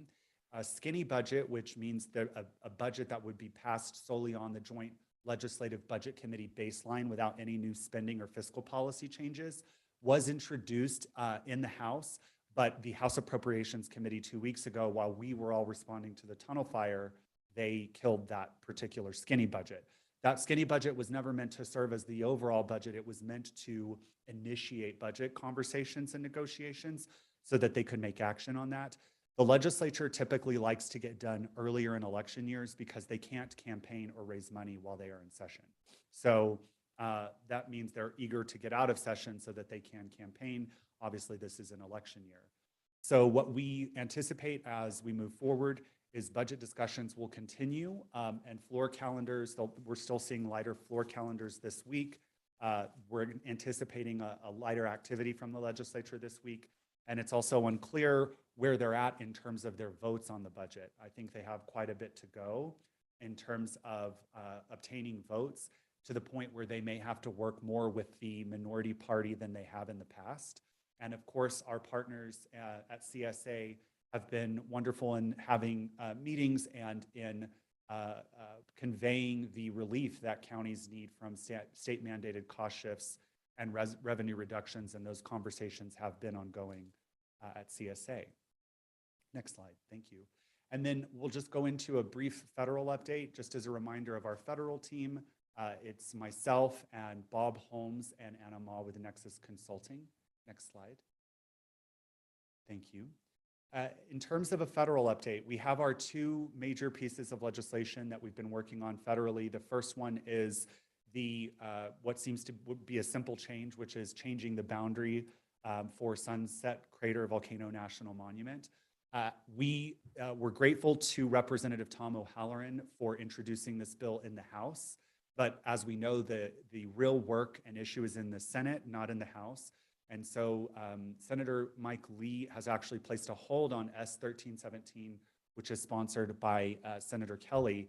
And he placed a hold on this bill. As you know, the Senate operates off of unanimous consent. So if a senator objects to a particular bill, that's the end of the line for that bill until that negotiation is completed and the disagreements are worked out. He believes that shifting the boundary to the National Park Service from the U.S. Forest Service is creating more restrictions on the land use, and he does not support that. He is concerned about the declaration of more national monuments and about more restrictive land use that would come under the National Park Service and national monuments. Our federal team has had conversations with Senator Lee's staff. They just reiterated their point. We haven't had any luck in changing their mind on this and helping them understand the really simple administrative fix that this is. And so we are looking at options for these bills. Representative O'Halloran's bill in the House, if it passed the House, which we could get it through the House depending upon how we did that, the votes would be there, but then we would run into a similar problem in the Senate. And then finally, for the bill that we've been working on to make changes to the Emergency Watershed Protection Program, our EWPP bill, which would allow for expenditures on Forest Service land. We're waiting on technical assistance from the U.S. Forest Service, and then that bill can be drafted. We did expect that in late February, early March. However, that hasn't happened yet. It's taking a little bit longer, so we will update you on that once we receive the technical assistance from the U.S. Forest Service. Next slide. And then, as you all are aware, last month I presented on community project funding requests, which are also known as earmarks. Just wanted to do a quick recap for you since it's been a little bit since we talked about this. Each House office is allowed to make 10 community project funding requests, and this is essentially a line item in the federal budget that allows for that particular expenditure to take place within that congressional member's district. Each House office is allotted 10 community project funding requests. They submit that to the Appropriations Committee, and then each office is allowed to earmark up to $10 million in projects. So essentially about $1 million per project for House offices. And then on the Senate side, there's a little bit more flexibility. They represent the entire state. Senator Sinema, as an example, was able to secure around $41 million in earmarks, which, as you can see, is well over $1 million per project on average. So for the House offices, we did work on submitting community project funding requests. We were able to submit those by the deadlines. Because of the restrictions on the House members, we proposed 5 projects, next slide, we proposed 5 projects to Representative Tom O'Halloran, and then we proposed 9 projects to Senators Kelly and Sinema since they have more funding available. The 9 projects that we submitted to Senators Kelly and Sinema were the 9 that I presented in early April. They were the High Country Humane Project, which would add an additional building to High Country Humane. The Digital Transformation Project, which would work on digitizing our records and historical artifacts and records here at Coconino County. The HHS, the Health and Human Services Drive-Through, which would be a facilities construction in addition to our Health and Human Services facility on King Street here in Flagstaff. Next slide, thank you. And then the projects that are related to environmental projects, which is the quad water sewer replacement at Fort Tuthill. This would work on replacing the 1929 sewage system at Fort Tuthill. And then the pump house wetland acquisition and wetland pond restoration. This would allow for the acquisition of some wetland as well as the pond restoration on one of our existing parks. I just want to say that for these two projects, under community project funding requests, it's actually pretty unlikely that we'll get them on these, in that we are very grateful to the U.S. Army Corps of Engineers, as well as to our federal team for working with us to get both of these projects on the environmental infrastructure priority list. And so the U.S. Army Corps of Engineers and other agencies can set a priority list for Environmental Infrastructure Assistance Act funds. And that's funding that goes direct to us to address drinking water, wastewater type projects. Both of these projects have been placed on that, what is known as the EI list. So even though we might not get community project funding for these, they have been placed on the EI list and they are eligible for that funding. And then another project that we submitted was the Bill Williams Mountain Restoration Project. You all are very familiar with this project. This is one of our Forest Restoration Initiative projects that is a higher funding amount. The funding requests for the last two, they're a little bit above $1 million. This one was one of our higher funding requests at $2.75 million. Next slide. Thank you. And then Belmont, the Belmont infrastructure improvements. This would improve the roundabout and infrastructure in Belmont. This was another one of our higher requests at $3.8 million. And then lastly, the Center for the Arts HVAC replacement, which is just at $750,000. And then the Coconino County Regional Tribal Nation Service Center, which we have scored at $2.5 million and requested $1.5 million. And then in terms of the house projects, next slide, we submitted 5 projects there. Because of the limitations on the amount, we wanted to be competitive. And so we submitted the High Country Humane Project, the Digital Transformation Project, the Health and Human Services Drive-Through Project, next slide, and the Center for the Arts HVAC replacement, as well as the Coconino County Regional Tribal Nations Service Center. Next slide. I'm happy to announce that Representative Tom O'Halloran has submitted one of our projects for community project funding. As I said, in early April, we're likely to get maybe one. If we get 2 of these projects submitted, that would have been huge. So we are very grateful to Representative O'Halloran and his staff for working with us and submitting this project to the Appropriations Committee for community project funding. Just to give you a reminder of what this is, the committee will look at the submission from Representative O'Halloran. They will score it. The total amount we requested was $1.5 million.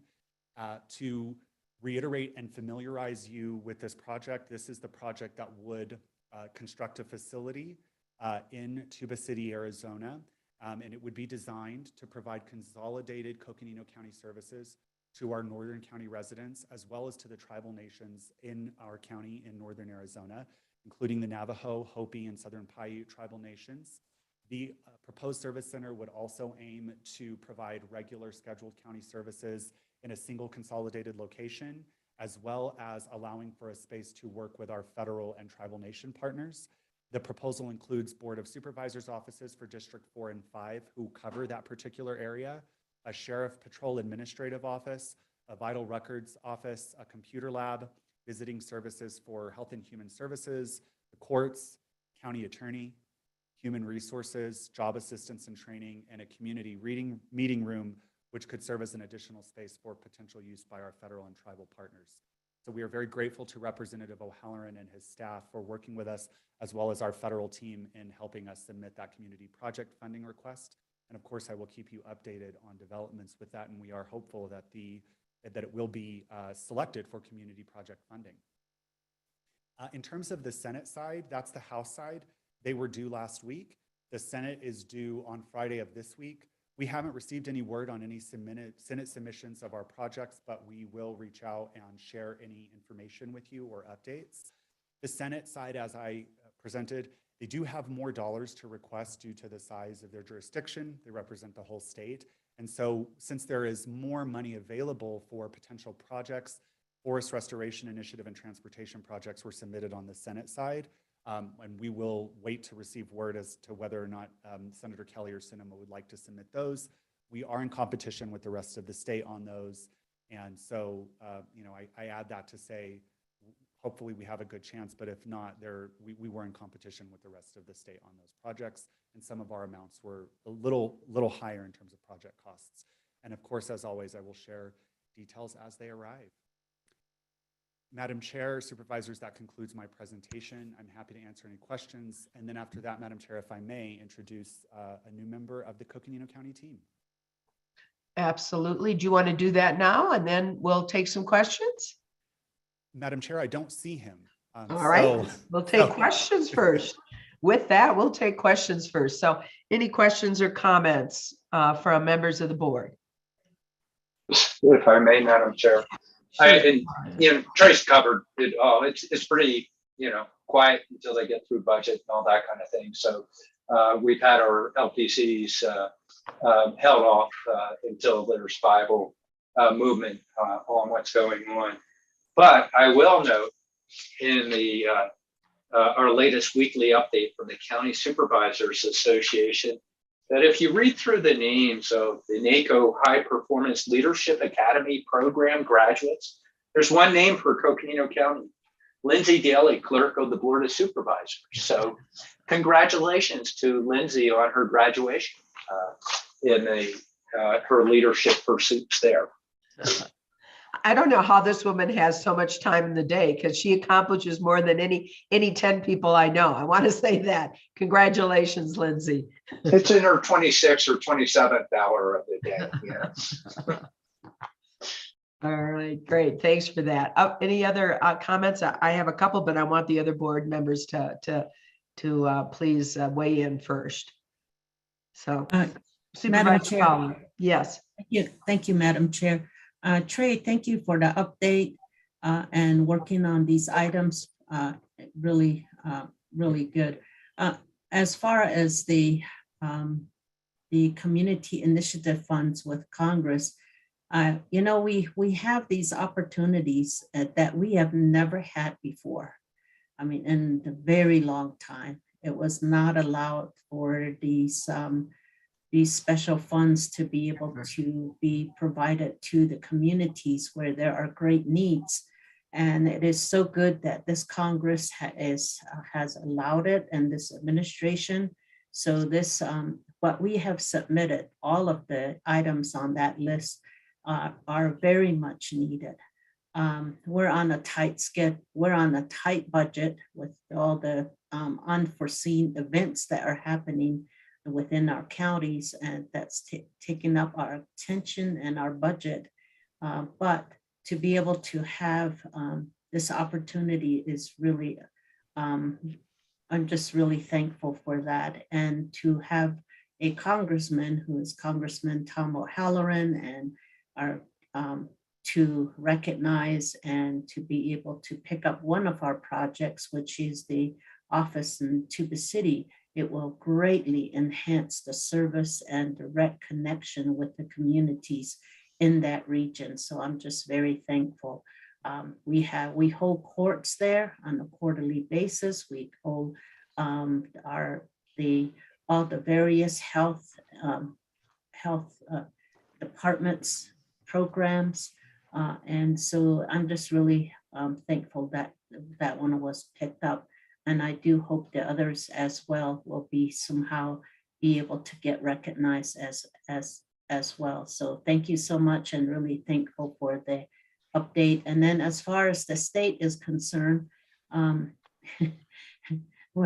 guess we're not really surprised with the actions and the continued what is going on there, and trying to really work with our state legislators. So I'll be meeting with one of them, and thank you, Trey, for scheduling those meetings where we get to have at this point, Zoom meetings with our state legislators to provide them updates from our county, and so they can take those into consideration when they're having these meetings at the state, so in their committee meetings. So thank you so much.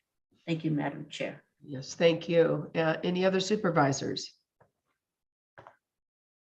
Madam Chair, Yes, Supervisor Begay. I also want to thank Trey for the presentation that you made, and there are a lot of good initiatives that are being shared and being worked on. And I really, really think that, we do have other alternatives that may be able to meet these if we can't. And then also, I know that for the Coconino County Regional Tribal Services Center that's being projected or, that's being included, I'm really thankful for that because our services has to be improved with District 4 and 5, and we don't have an office. I've been looking for an office since back in the first month that I was here. I'm here. That's back in January last year. And then also Lena's little office is not adequate. You can't get many people in there due to the COVID situations that have arisen.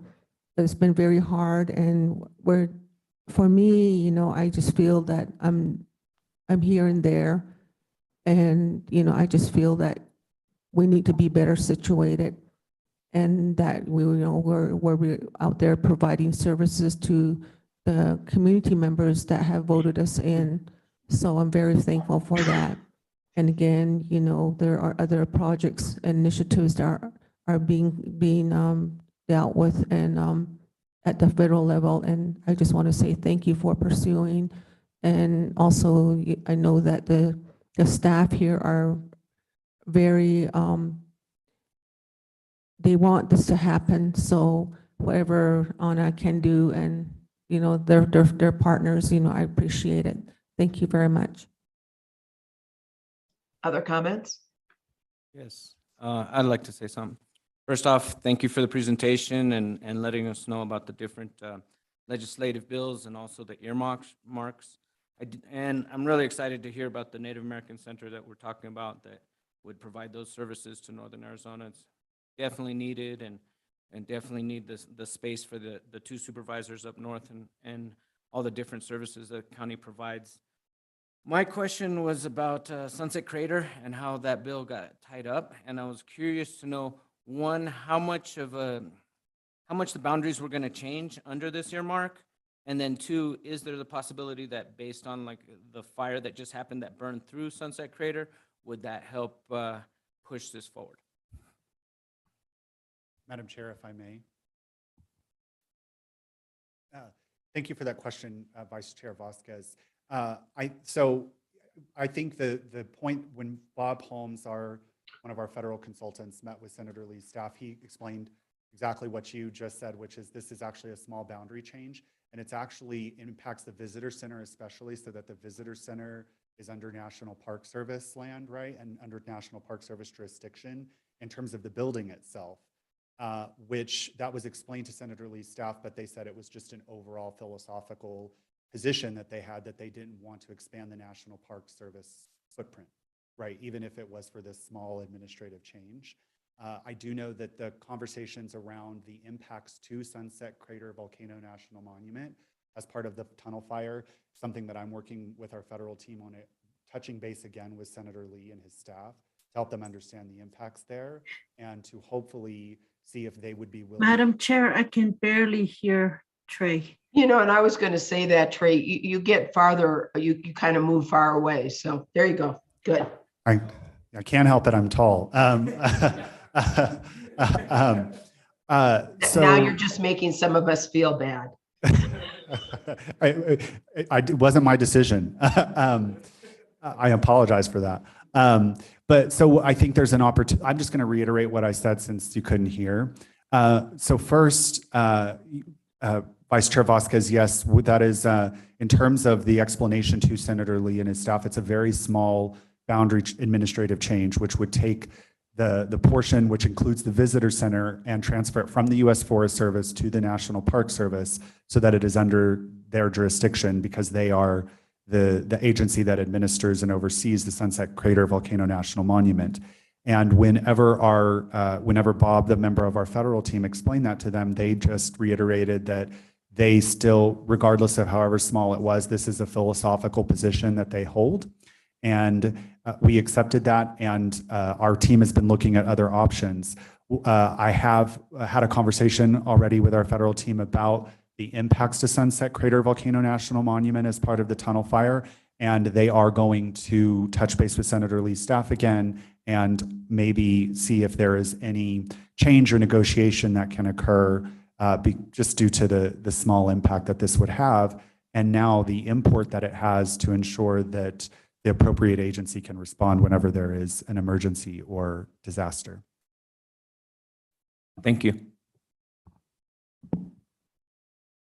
All right, any other questions? I have a couple comments then to make. Number one, I think it's important that we keep foremost in our minds the Grand Canyon Protection Act. As I understand, it's still tied up in the Senate. And I think that's very, very important that we do not lose sight of that.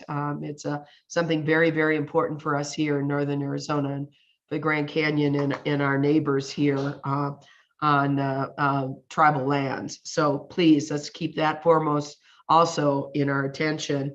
And then comment on the EWPP, just reminder for members of our community how important this is. The museum fire and some of the other fires that we've experienced here in Northern Arizona many times occur on Forest Service lands.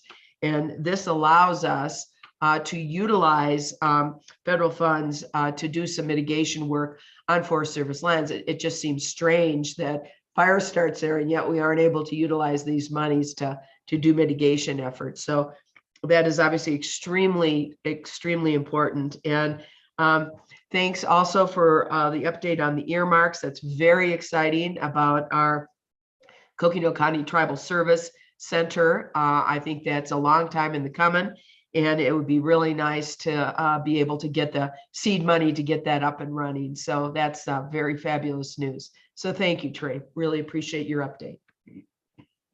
Any other comments?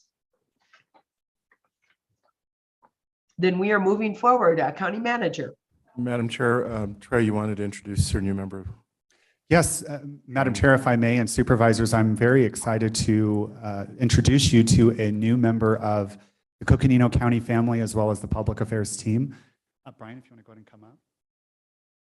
I am very happy to announce that today is Brian Harris's first day as our new Community Relations and Special Events Manager.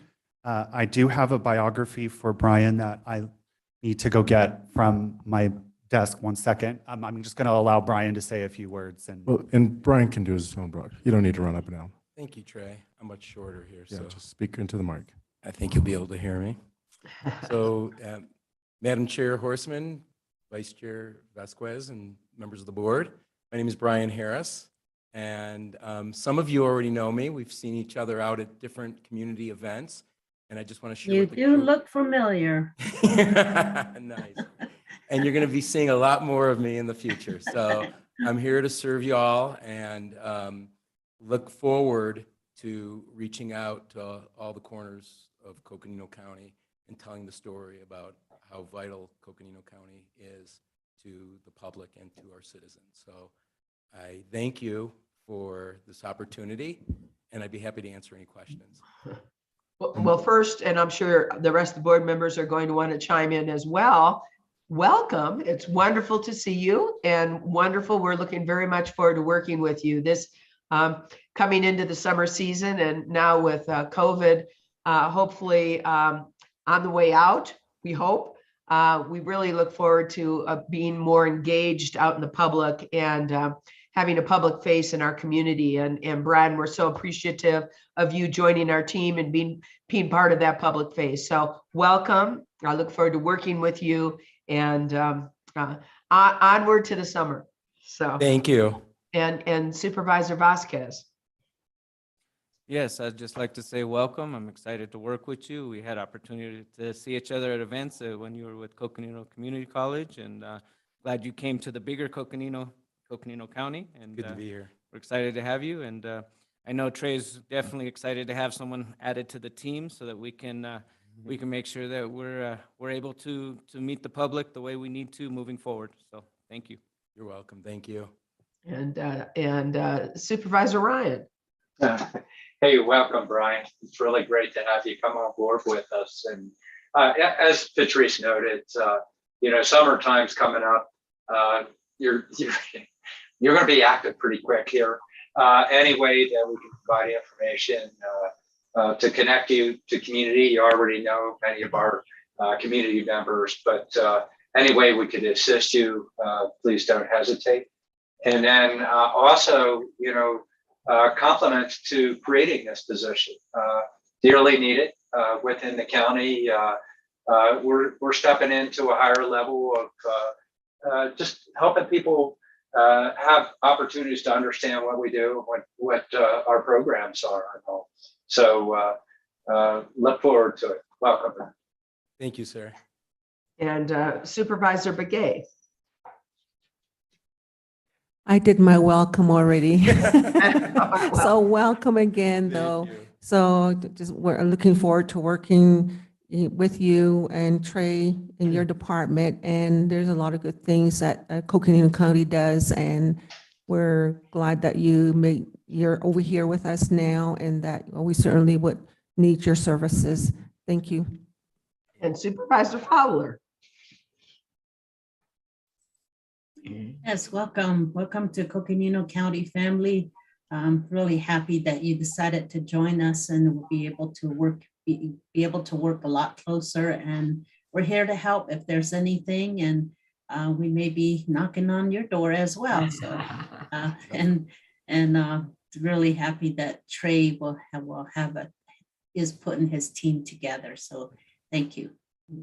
Thank you. And I'll be sure to leave my door open so you won't have to knock. You could just come on in. And Madam Chair, if I could. Yes, please, County Manager. So again, Brian, 17 plus years at community college. Just about at every tabling event, he was always there. And so many of the tabling events that Brian has been the face of are many of the events that we would like to be as well.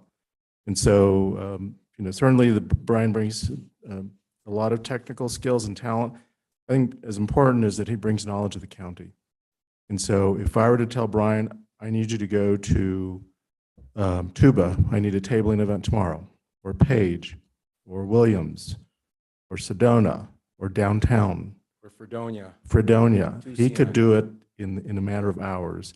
And apparently, and again, that's based on his familiarity with the county that comes from his long tenure at the community college. And also Supervisor Ryan, Dr. Smith says you owe her again. That's twice. So, but again, it really speaks to the talent and the skills that we have within our community. And so while we look at national recruitments a lot, because a lot of talent comes and it helps, new ideas. Sometimes I think we also need to look at the unique awareness and the knowledge that having someone like Brian brings to the table, because again, he hit the ground running. So we're looking forward to downtown events. We're looking forward to the Star Party at Navajo Bridge. We're looking forward to the Williams 4th of July Parade.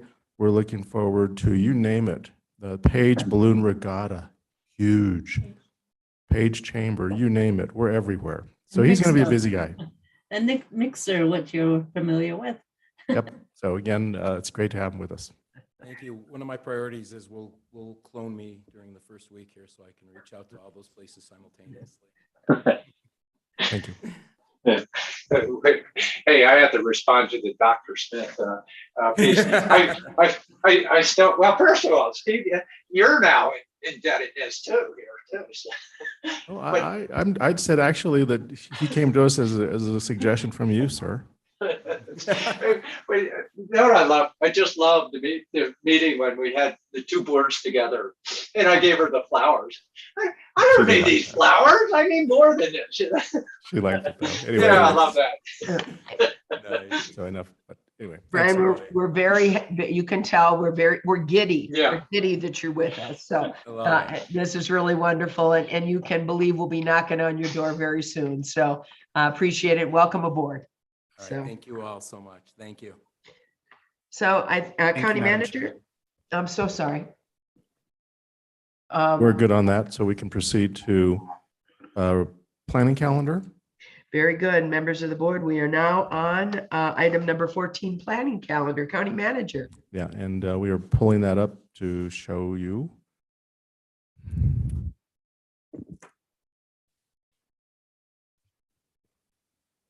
And it's on its way.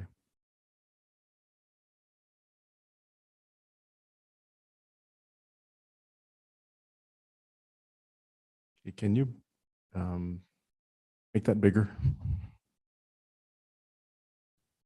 If, let's see, do you go to the plus over on the bar to the left?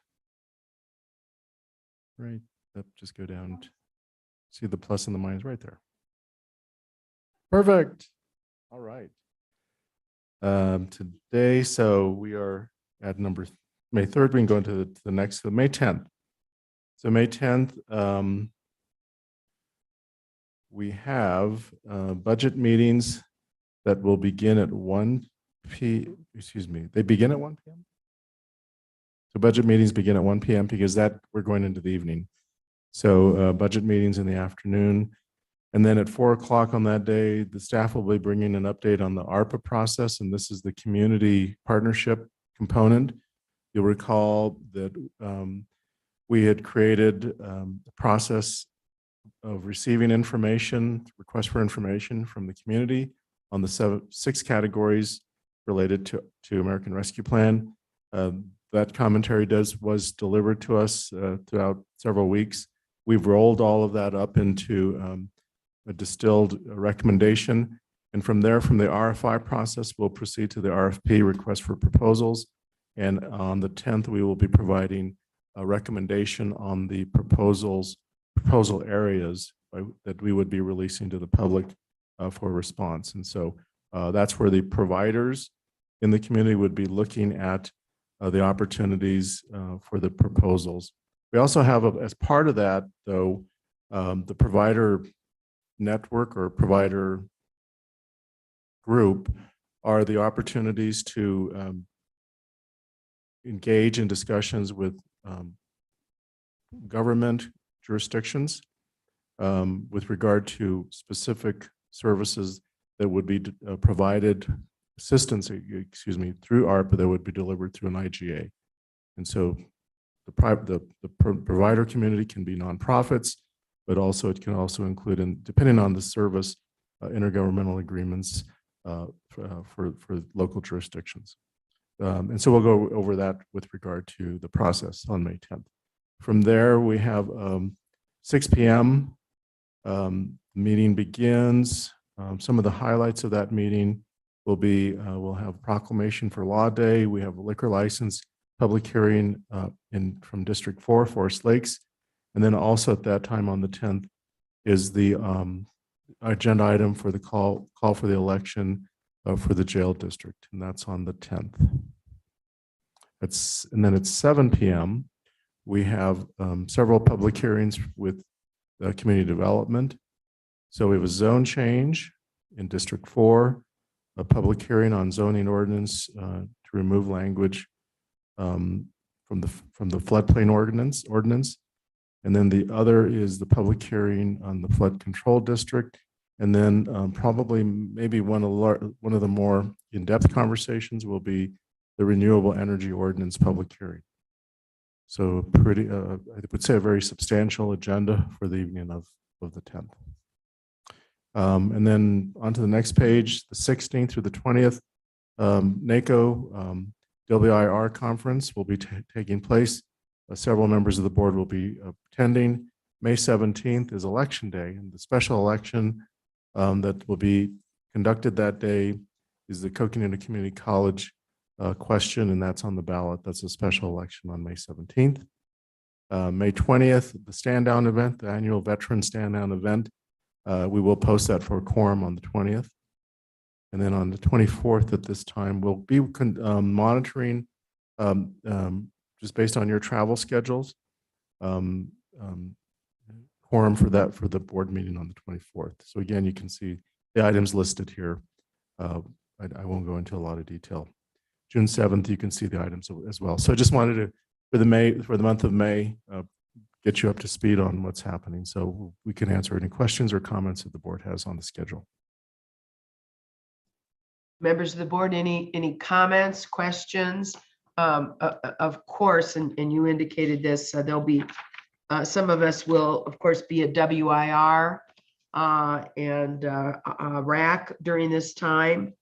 So I believe that most of us will be leaving on May 16th and it's over on the 20th. So that week, of course, many of the supervisors will be out attending this conference. So I had a question.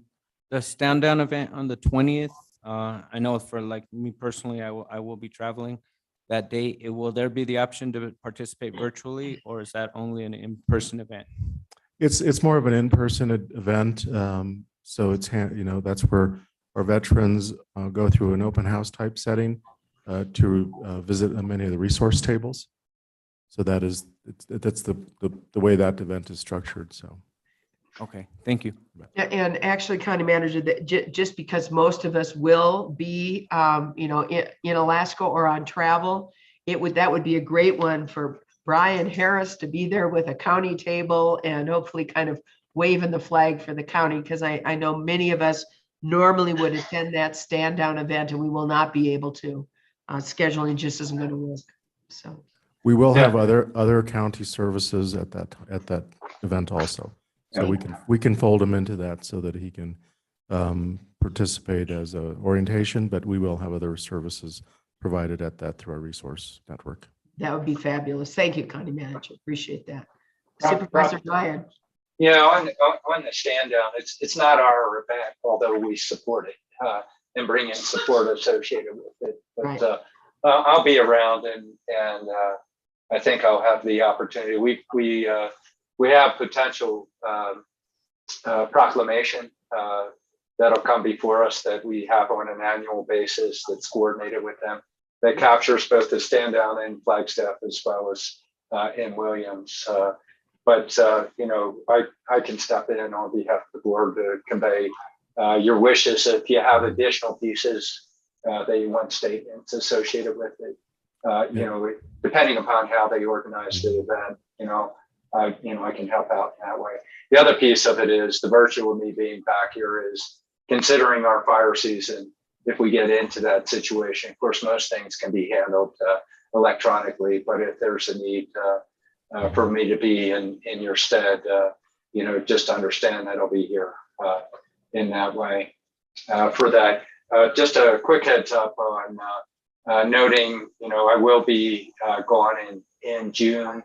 There is a possibility of a special district that's in District 3 and possibility of a land hearing, depending upon what goes on with the applicant, that might move forward while I'm gone. That's okay. We have 5 members of the board here that can handle these, and you can get updates associated with the dynamics that are happening specifically. I could, staff can let you know. Madam Chair, the proclamation for the standout event is on May 10th. We're acting on that proclamation. Very good. Thank you. And yeah, it is really a great event. And thank you, our veteran and Marine veteran, Supervisor Ryan. We appreciate you being there and being there on behalf of the Board of Supervisors here from Coconino County. I also think Supervisor Begay is not going to be going to Alaska. So we know she'll be around as well. So we appreciate that. And it does take a team, and it's wonderful that we have such great team members here on the Board of Supervisors. So thank you, Supervisor Ryan. Can I ask one more question, please? Sure, why not? Is there a flyer available for the event? So that way, if we do know some service members or veterans that we'd like to pass this flyer to, we can? We will look for that. I'm sure there is. I believe we did receive one, but we'll have a copy for your district director. Great, thank you. Any other comments from members of the board? Then County Manager, it's back to you here for your community, regional, and administrative matters. A couple of items. Very quickly, Today, we want to ask all of us to devote our intentions to a retiree, Manny Lugo, who passed away recently. Manny was a appraiser in the assessor's office for 26 years. He retired in 1995. Several of us, including our assessor, will be attending his funeral service at noon today. But I remember Manny quite well. He was always very cool and calm, always had a good smile, a very calming presence. And again, we want to extend our condolences to Mary Ellen Lugo, his wife, who many of us know as well, and his entire family. But again, the passage of an individual was very dear to our heart, Manny Lugo. So we devote our intentions to he and his family today. The other item I want to just also note, as Trey Williams indicated, Brian coming to the county, we retooled one of the positions to create more of the focus on community relations and special events.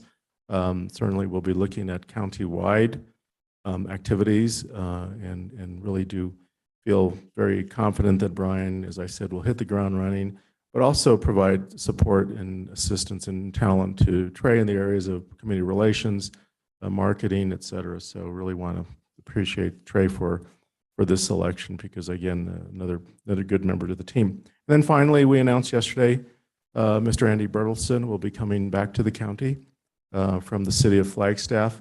Andy is well known here at the county. He left us a few years ago to go to the city. He was and looking at the types of work, very much a broad experience with regard to parks and recreation, facilities, fleet, road repair, solid waste, et cetera, and the list goes on and on and on. And so he'll be joining us at the end of the month.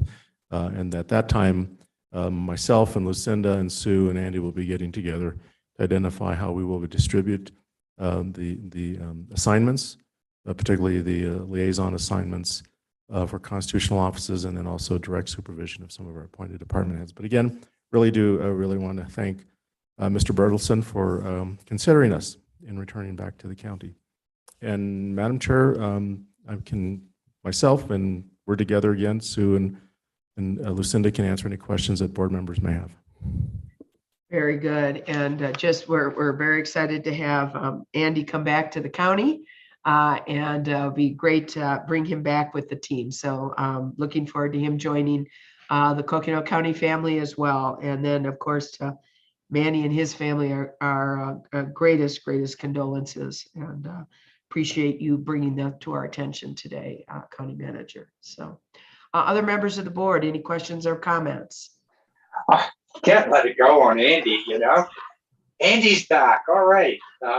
Once upon a time, Paul Babbitt came to me and said, I have a young man I know of that's from Iowa that is interested in interning with us.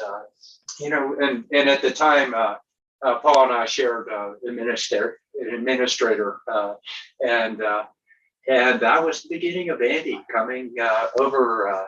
And you can see Steve's email that he sent out, that many other things as Andy grew into various positions here, but neat hire. Look forward to having him back, Steve, and look forward to how you position Andy with Lucinda and with Sue and your team. That'd be great. Any other comments from board members? Supervisor Fowler. Yes, thank you, Madam Chair. I am excited that Andy will be coming back to the county and being able to work with him again. He really helped with the Proposition 403. That's only one of the projects, but just the many projects that we've worked on, and just his knowledge of the county, and now even more knowledge with the city, who is our closest partnership. I think it's such a great asset to have that local knowledge here and experience, and just the talent that he brings back to the county. So great choice, County Manager. Thank you.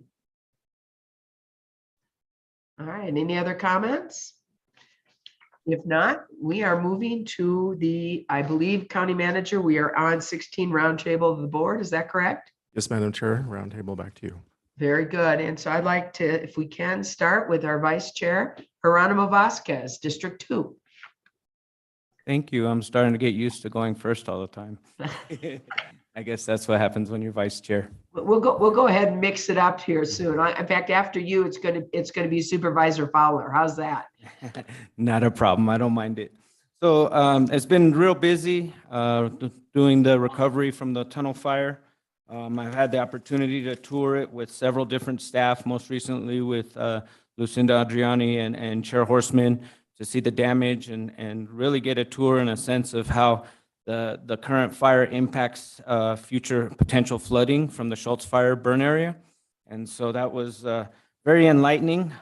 Each time I've gone with different staff to see the tour of the area, gotten a different perspective, which has been really interesting and really appreciated because we saw different areas that we didn't see each time. And so went out with Wes Dyson, emergency management, went out with Chief Axlin, with the Sheriff's Office, and then with Lucinda over the different tours that we've had. And so had a good opportunity to understand really some of the impacts and the damages from the different agencies and different perspectives.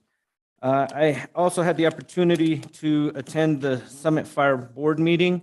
There is some discussion about the Summit Fire and some, whether or not to close one of their stations. And so that conversation is ongoing, especially in light of the tunnel fire. And so those meetings will be available to the public and were available to the public that day, but it was a meeting that was originally scheduled the week of the fire and postponed. And so there wasn't as much public notice as the community might have wanted, but in the future, there will be more public notice with time, so that way more community members can attend those meetings.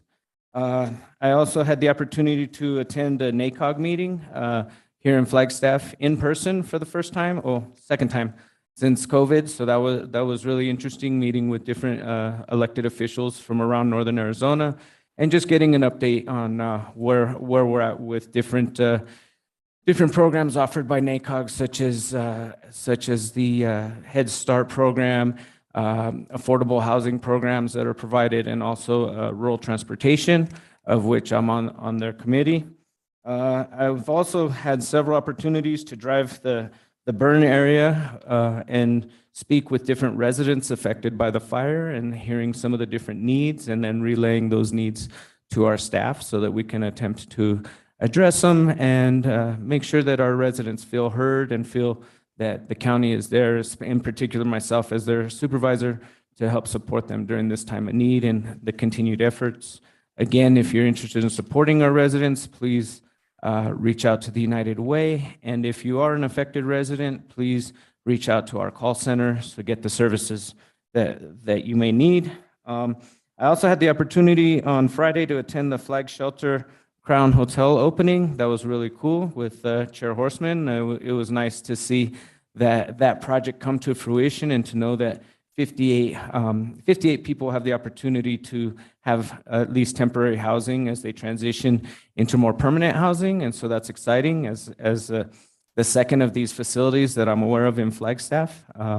It's important that we're addressing that need in our community. So it's nice to see. I also had the opportunity on Friday to present to the NACO Resilient Counties Committee, which was a national committee of different counties about the tunnel fire, and kind of give some perspective and the update of where we're at as of Friday, and then some lessons learned from the tunnel fire experience.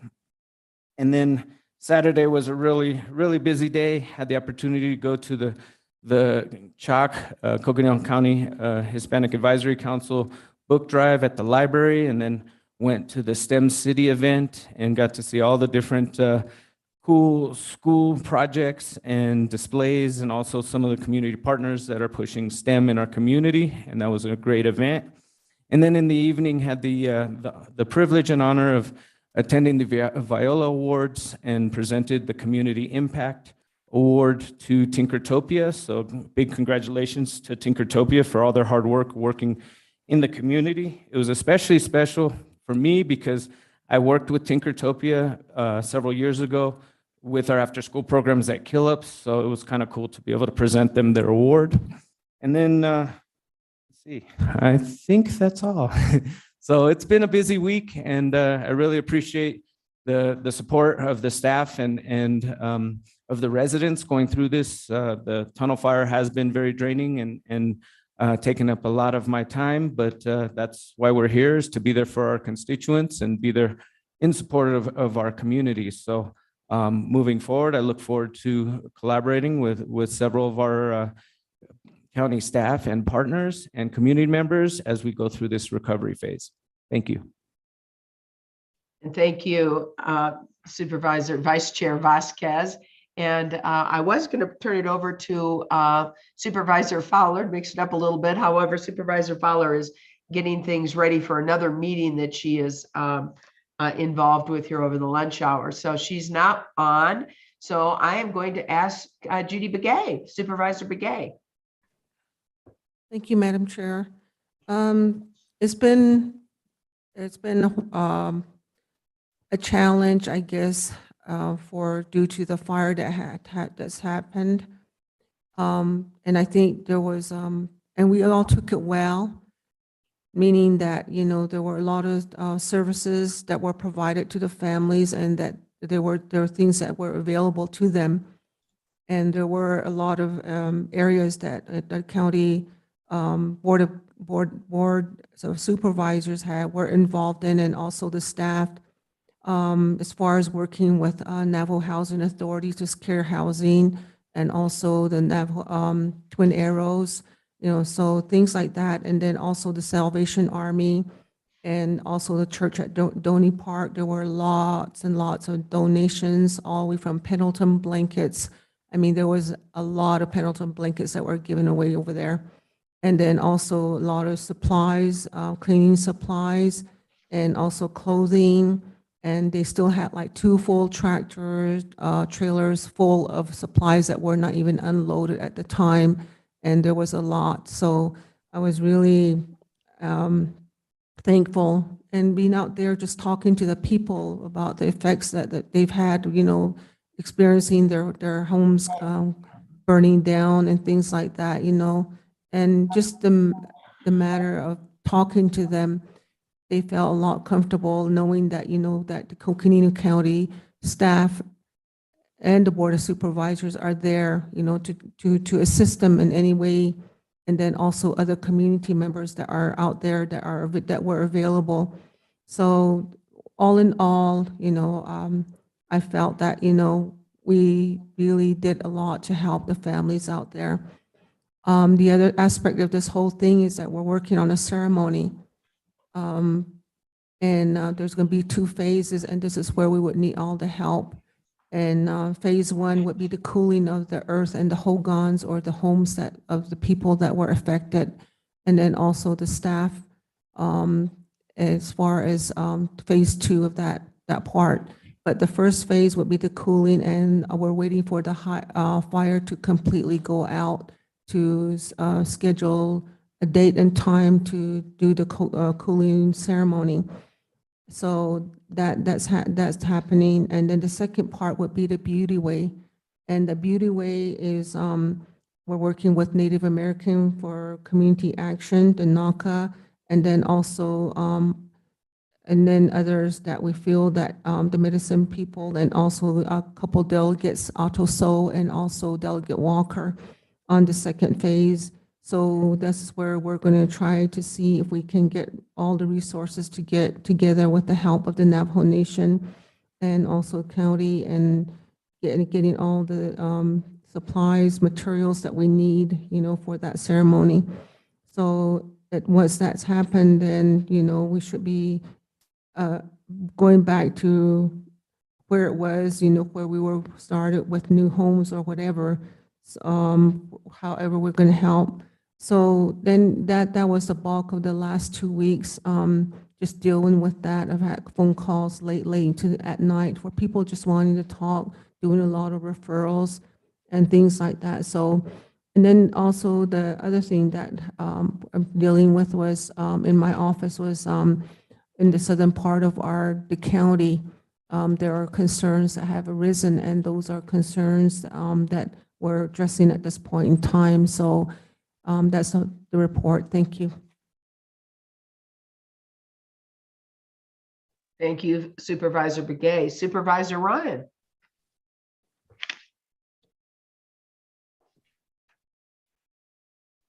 Oh, I have to cross all the screens and find out where the mouse is in there. Thank you, Madam Chair. And just quickly, a lot more going on. We all, all our communities, but quick thoughts, just a heads up to the board that I'm been wanting to coordinate with Parks and Rec over time. And Steve's aware of it. The signage at Port Tuthill, I'm going to bring forward a recommendation of moving some community initiative money into funding better signage in the trails that are out Port Tuthill. So I just want to make you aware of that. Let's see. This weekend, Tammy and I are going out to Junipine off of Highway 64. First time meeting with the community since pre-COVID. A lot of these community meetings, and that'll be the big thing associated with this summer, is first summer that we're at a point where we have that ability much more so than we ever have in the past 2 years. Parks, actually, we'll have Tammy out there for my sake, but there will be a community meeting happening there that some of our other county departments will be at as well. We're gearing up for other meetings, Munns Park. In Belmont, finally, we've been waiting for that supply chain to bring signs in for the roundabout. So that's been an area of consternation. So, we're going to need to work together of a broader county communication component related to everything that's transpired associated with that. And that might take a little bit more time, but that's one that's been really engaging. We had a couple of fires, as I expressed earlier in the meeting, a couple of fires that bubbled up in Munns Park and near Fort Tuthill. That happened during the windiest day this week, which really is scary. So, the big thing, we do a newsletter out to our communities as vouchers come forward. It's also time for people to bring their green waste. And usually when they're tidying their yard, they're also cleaning up the green waste component. So we've done that annually since I've been here. Reaching out to these communities, the unincorporated communities in particular. City has an opportunity to dump on their curb regularly for their green waste, and we encourage people to take advantage of your big trash day, so to speak, in the city, but out in the unincorporated areas, taking advantage of the not only the Willard Springs pit, but we also, it's handled differently with the Forest Service, fire departments, and volunteers from the communities in the Moonset pit area out in the parks area. But we're really encouraging people. We saw loss of homes, how quick a fire can move, particularly with these winds. Please take advantage of it, and we'll use our communication to work and continue that outreach to our communities.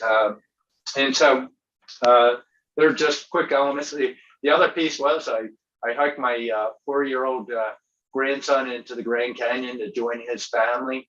But while I was with him, he was able to give me a stomach bug. So he brought me down. I've been exposed to the younger generation again in my family. And that put me down for a while there. So anyway, I'm on to come back and trying to catch up here as well. Thank you, Madam Chair. Well, spring has sprung. That's all you can say, right? So, well, good. And I just have a couple just updates. obviously the last couple weeks have really been consumed with the tunnel fire, and we've already given our great thanks to our wonderful staff and our community that really came together during this. I did fail to mention, though, President Nez, and President Nez, President of the Navajo Nation, came in and was there with us in the EOC, and also extended his assistance from the Navajo Nation, and as was outlined by Supervisor Begay, provided hay and other benefits for those in need that were impacted by the tunnel fire. So also want to indicate that senators, both our senators, contacted us and had their staff there, and they were present during much of the tunnel fire and offered their continued assistance. And that's why I was suggesting, let's reach out and say, yeah, we need some help now getting these trees removed. And also Representative Tom O'Halloran, he was there in person. In fact, he was there that evening after the tunnel fire started. And again, we so appreciate not only the assistance from our county and our community, but the outreach from our elected representatives. And I really appreciate everybody who came together on this.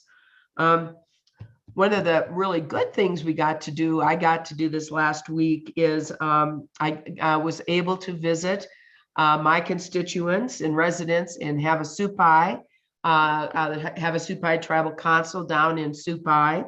I was able to join members of Senator Kelly's team and helicopter into Supai Village. We were the first non-tribal members that were able to visit the village. We were basically had an opportunity to meet with the full tribal council, the tribal president, and the council members, discussing the issues that affect them down there, both from a county perspective, state perspective, but also in terms of a federal perspective, which is, of course, why the senator's staff members were there. It was quite a tour that we got, and just an incredible opportunity to meet with some important constituents here in District 1 at the base and the bottom, the heart of the Grand Canyon. So that was a wonderful opportunity, and I certainly want to extend my thank you to Senator Kelly and his staff, and certainly to Havasupai tribal members who hosted us in their home. So that was a wonderful, wonderful time, and great discussions that we were able to have. Also, as indicated by Vice Chair Vasquez, attended the Flagstaff Shelter Services housewarming. And in fact, it was a housewarming and a heartwarming for those members here in need in our community. And just a special shout out to the folks at Flag Shelter Services and all of those that made this happen. It was ARPA funds that was provided to our Arizona Housing Authority, and the Arizona Housing made this happen for Flag Shelter Services, along with our Forest Highlands Foundation and the Arizona Diamondbacks Foundation. So that was a great event, and I was honored to speak on behalf of Coconino County at this event. Also, I've been attending the WIR public lands meetings. We are looking forward to our WIR conference in Alaska coming up here in less than 2 weeks now, and am taking part as the continuing alternate representative to the WIR conference. And I want to thank my colleagues for their vote of support, as well as for the CSA, our county Supervisors Association statewide, for their vote to continue on as your WIR alternate. I join Richard Lunt, who is a wonderful representative on WIR, and pleased to continue my activities there. I also just want to say that I've been working with Cynthia Nemeth and the city of Flagstaff on hopefully proceeding with a foots trail in front of the Elks Club as part of the city of Flagstaff's water line installation. We are still working with the homeowners and residents out in that area, and hope that we can obtain the required easements as part of the water line project to basically put in a single track trail there just north of the Elks Club going out to Schultz Pass. It'll provide a wonderful hiking and biking opportunity for folks from in downtown and in western part of Flagstaff out into the trails that lead up into the San Francisco Peak. So it's a wonderful opportunity. City of Flagstaff's been a wonderful partner. We just need to get the approvals from the residents there to really help this community. And last but not least, on a very busy week, I want to congratulate all the Viola Award winners and want to thank Vice Chair Vasquez for representing the county at that event, and for any of the other county members that were able to attend that event. The Viola Awards is certainly a very important part of arts, culture, and science here in our community, and I want to thank the award. I want to thank the Center for the Arts, now Creative Flagstaff, for holding this event every year, and a big congratulations to the award winners. So that is my update. Members of the board, any final comments, or I'll turn this over to the county manager. Thank you, Madam Chair. So we are going to break now. We are ready to, we'll be reconvening at 1 p.m. Your schedule indicated Public Works coming in at 2:45. We're going to move them up to closer to 2 o'clock. So again, between 1 and 2, we'll be doing some wrap-up items, some follow-up items from yesterday, and then we've invited Public Works to begin their presentation at 2. We'll alert public budget as well, so we can all be here. That expedites the afternoon a little bit more. Thank you very much. And with that, members of the board, our board meeting is adjourned, and we'll see you all this afternoon to continue on with the important work of the county's budget. So thank you very much.